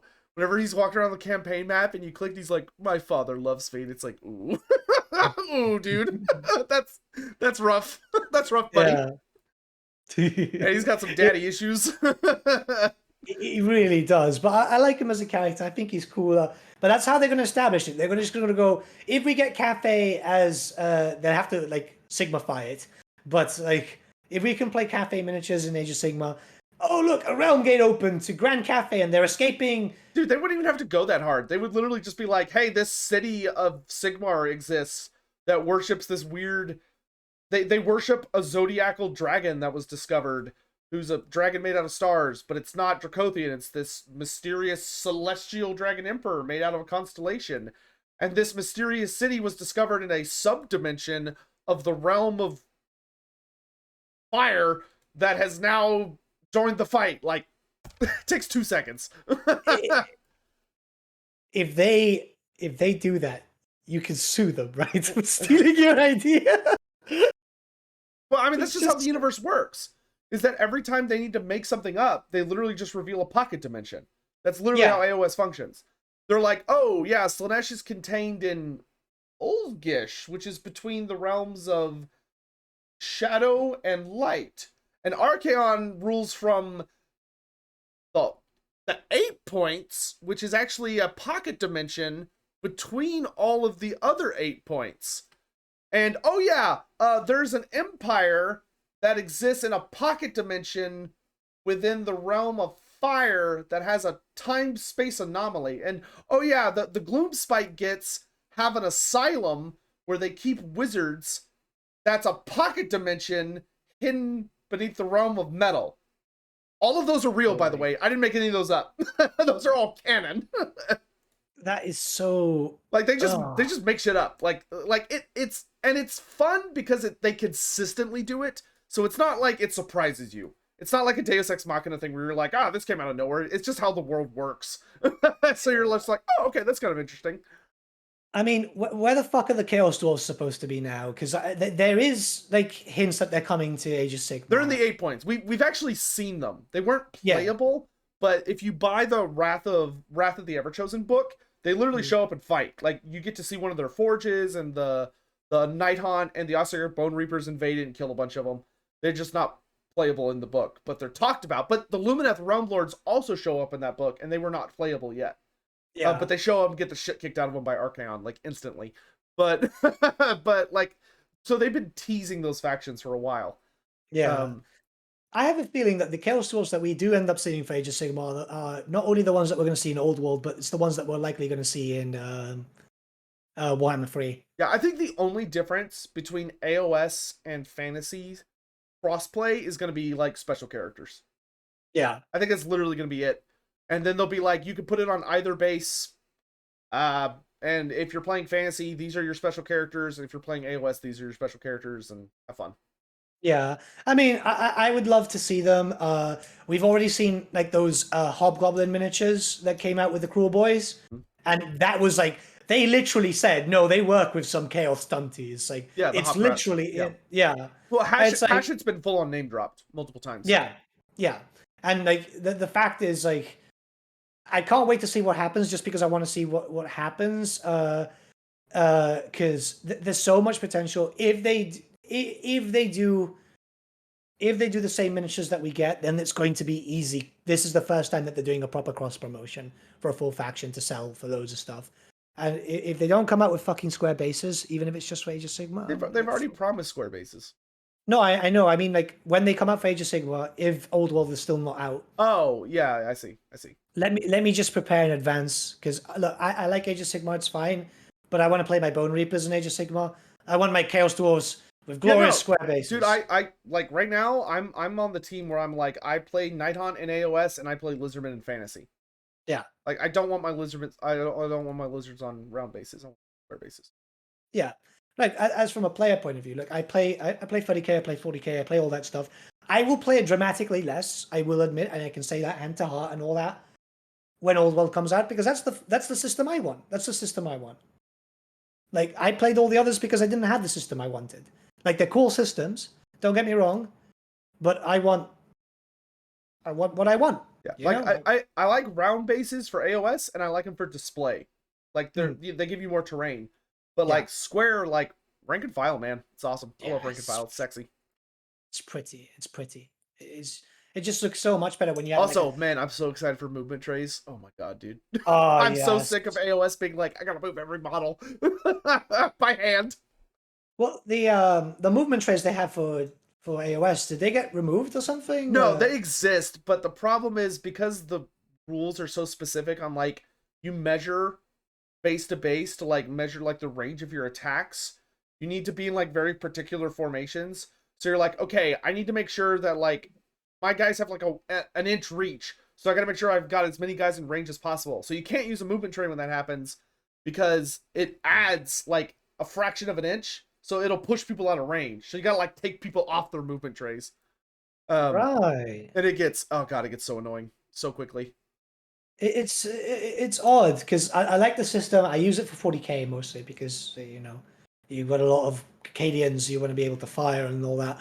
But I miss the old versions, like you said. You know, having a really terrifying block of 50 clan rats coming in, being all of them just serving as extra wounds for. That being said, for anyone listening, always put your mini on square bases because you can buy round bases that have the holes in them. That's the size of the square. The round bases are always bigger.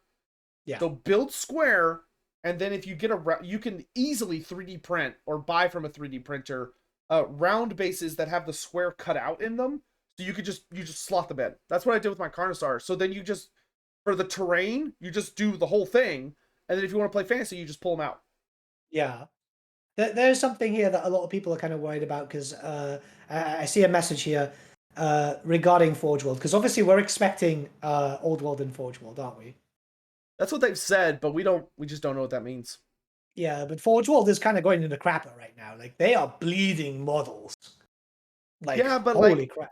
I mean, there's a lot of rumors that like they're trying to clear out like all their stock and like just get rid of everything so that they can make space for all the Warhammer Old World stuff. And like there have been a lot of rumors that Horus Heresy is about to be re-released in plastic, not resin, and that like resin is going away. In which case, it would mean the Old World is plastic. Oh no, I think they definitely do plastic for Old World because I would fucking cry. I will fly to Nottingham, stay outside there for days, and cry constantly. I will go to Nottingham and light myself on fire outside. That'll be my legacy. Fuck your resin. I mean, geez, look at this. I've just gone on Forgeworld right now. I'll send you a link. How do I do this? Because I don't want to like close. Wait, just take the window capture off for 1 second. Look at Forgeworld. Look at Forgeworld. It is. That's the Age of Sigmar section.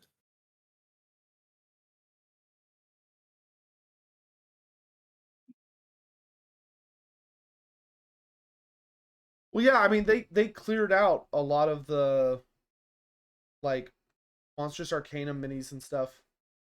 There is literally just yeah, but even the Age of Sigmar ones are gone. There's just 12 miniatures left. Yep. Funny enough, I'm telling you, man. I legit think they're just clearing out stock. And like, who knows? Like some of those minis may be coming back and being re-released in plastic. Some of the minis we lost, and maybe like these are the ones that are just staying resin.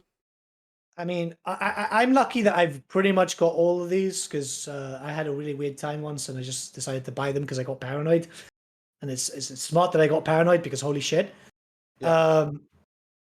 But there's only 12 left. There used to be loads, not just the Chaos Dwarf army, but like obviously the Pox Riders. Yeah, the entire Tarmacon range. Yeah. Most of the Storm of Magic or Monstrous Arcanum. Like, you know, they had the Dreadmaw. They had the Incarnate Elemental of Beasts. Like there used to be a lot of stuff. The Merworm used to be a Merworm. And those are all gone. But I don't necessarily think it's that like they're gone forever. I wouldn't be shocked if they just re-release them in plastic, or maybe they're making new sculpts for those. Because like, I mean, they're bringing them back for like the role play and stuff, which means I honestly think they're going to bring a lot of those back for Total War 3. I don't know what's going to go on. I don't know what's going to happen with Tarmacon. Tarmacon, I feel like is kind of a toss up. I'm going to check the. Because like we're going back to like the Great War. So Tarmacon's not going to happen for another 200 years. Yeah. So like I don't know why they would bring him back. Like I could see bringing back like the generic stuff that came with them, like the Pox Riders and all that, or Yeah. maybe like the Marienburg Landship. But I don't know why they'd bring back the Tarmakon himself, for instance. Yeah, this looks like it's going to have a massive bleed because if you go in the 40k section, there is something here. It's like win a Death Corps army, spend £100 or more before the 27th of March, and so yeah, they're bleeding it out. And if you go on the main GW website, a bunch of the Tau armor that is Forgeworld only is now available in GW. Yeah. Well, who knows, man? Like maybe they're gonna shut Forgeworld down and just absorb it. Like maybe Forgeworld's website will go down and there'll just be like a new tab on the Games Workshop website. I never understood why they had a separate website anyway. That was always weird. Yeah, I mean they love to open up websites. There's one for Blood Bowl. There's one for this and that. It's like fuck off. Just Yeah, have which is everything. stupid because nobody section. checks them. Like it's so Exactly. confusing. Like why shouldn't I have to deal with that bullshit? It's just curious though, because that's like the last time I came here to check, the Pox Riders were here, and that wasn't too long ago. And like they're missing the thick Bloodthirster. God, wow. Who knows, man? It's difficult to predict what those weirdos are up to over there. Oh no, definitely. It's just it is very. Oh no, what the fuck? The Plague Toads are still here. So is the Floodthirster and the Vermin Lord. What? You might just have to like their website's a mess, dude. I don't like using it. Yeah, even the Night Goblin command set. Well, I'm gonna alter that now. All right. Unless you've got anything else important, we are like massively over time. Like, yeah. Normally 2-hour podcast, and we're like coming up on 3. Yeah. So you're welcome, everyone. you got an extra hour of us just bullshitting. You had a nice little conversation today. I don't think anything else, barring. Let me see. I had something written down. It's the problem. Is just one of those days. Go for 4. I will ban you.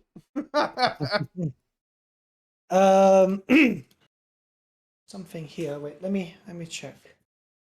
So I'm not sure if I said something on.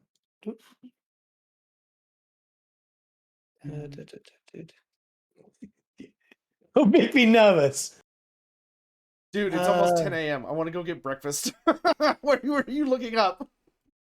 No, because I think I wrote something and I'm just making sure. Because my mind's not working. Okay, yeah. This is for the final conversation. Sorry. Well, let me just. Swear to God, if this ends up being something interesting, I'm going to be really upset.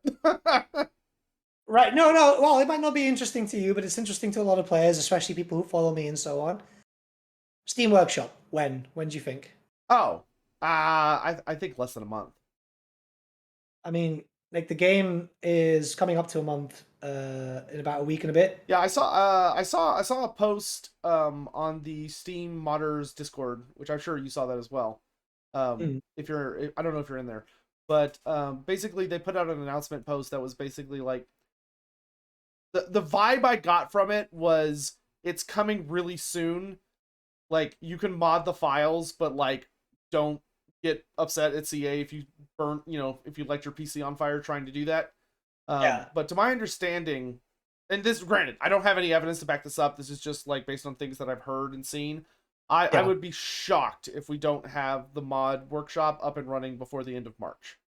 Yeah, like it's something that I think is desperately needed. Like the common misconception that some people have is like, oh, because modders are already posting up updates and so on. It's like, Nothing well, official. it's the modding tools were never from CA. This is something very important that people need to know. This is an external program, a very good one at that, and it's provided for everyone to be able to do their thing. But I don't know, man. I feel like there's no Steam Workshop. Like if you want to do any mods, you have to do like some cutting and snipping shit yourself. Yeah, but I feel like without mods, the game's kind of suffering a little bit too because of the issues. Because the community, we do get bug fixes coming from modders.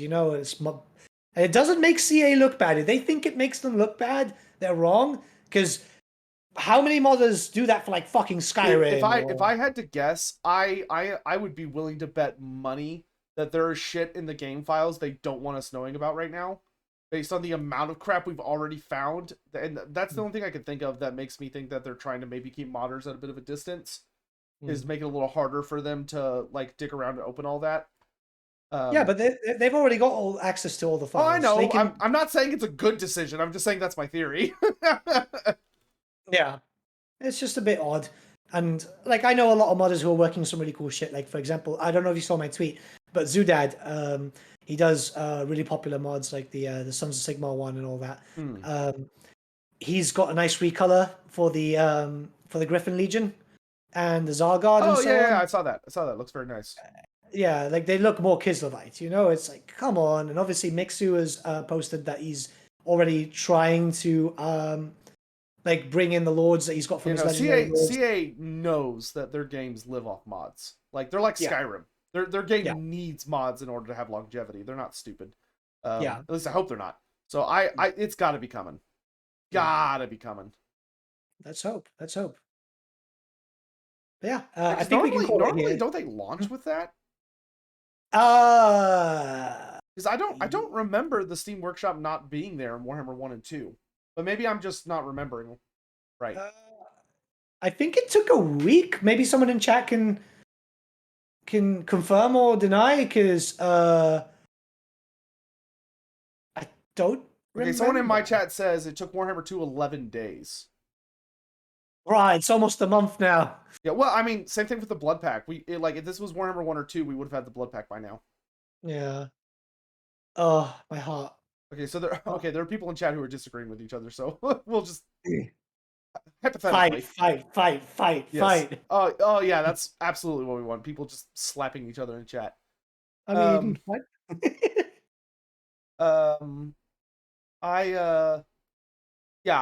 I don't think it'll be, and I could be totally wrong. I hope it doesn't take them too long to get in, because you're right. I mean, it's literally a basic function of the game.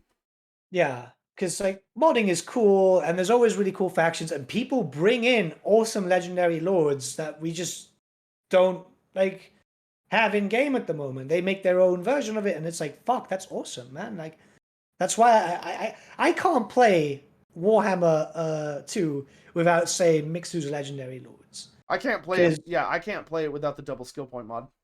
Yeah, exactly. So there's so much that is there, and it's like, fuck, man. Like, I want stuff, man. I already spoke to a few modders who are thinking of making legendary lords for going into the demon factions, right?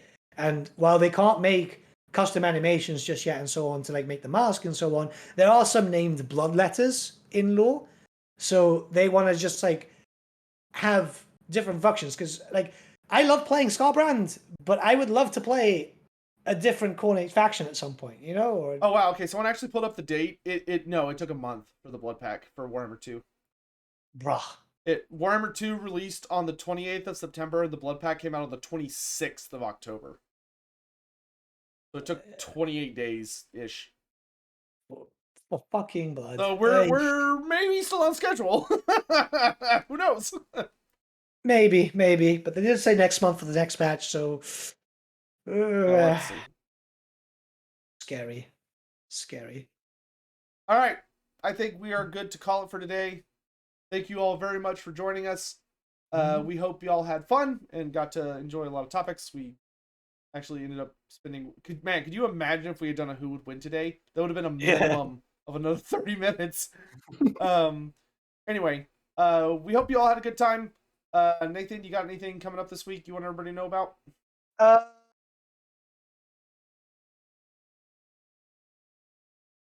I don't think so. Okay. I will be continuing my playthroughs of my Scrag campaign and Elden Ring over on www.twitch.tv/Loremaster of Sotek. If you'd like to join me for that, I would love to see your beautiful chill names in chat. It would be delightful. I am also hoping You know what? I'm not gonna say it. I'm just not gonna say it because whenever I say it out loud, it just ends up not happening. There may something cool may happen on my channel, my YouTube channel soon, but I'm not gonna say what it is because that'll jinx it. I gotta find my editors. I haven't talked to them in months. But oh, is it what I think it is? no, it's not that. It's not. Yeah. God, please, no. I don't even want to think about that. That'll happen before I die. One day. I've turned into the George R.R. Martin of Warhammer lore videos. Anyway, I lost my train of thought. Yeah, I'm tired. I need a nap. No Lorebeards tomorrow, obviously. That's why we did it today. We will be back next Sunday at the regular time. Yeah. So hope you all have a great day. And we'll see you guys next time. Thanks for watching. Bye, guys. Bye.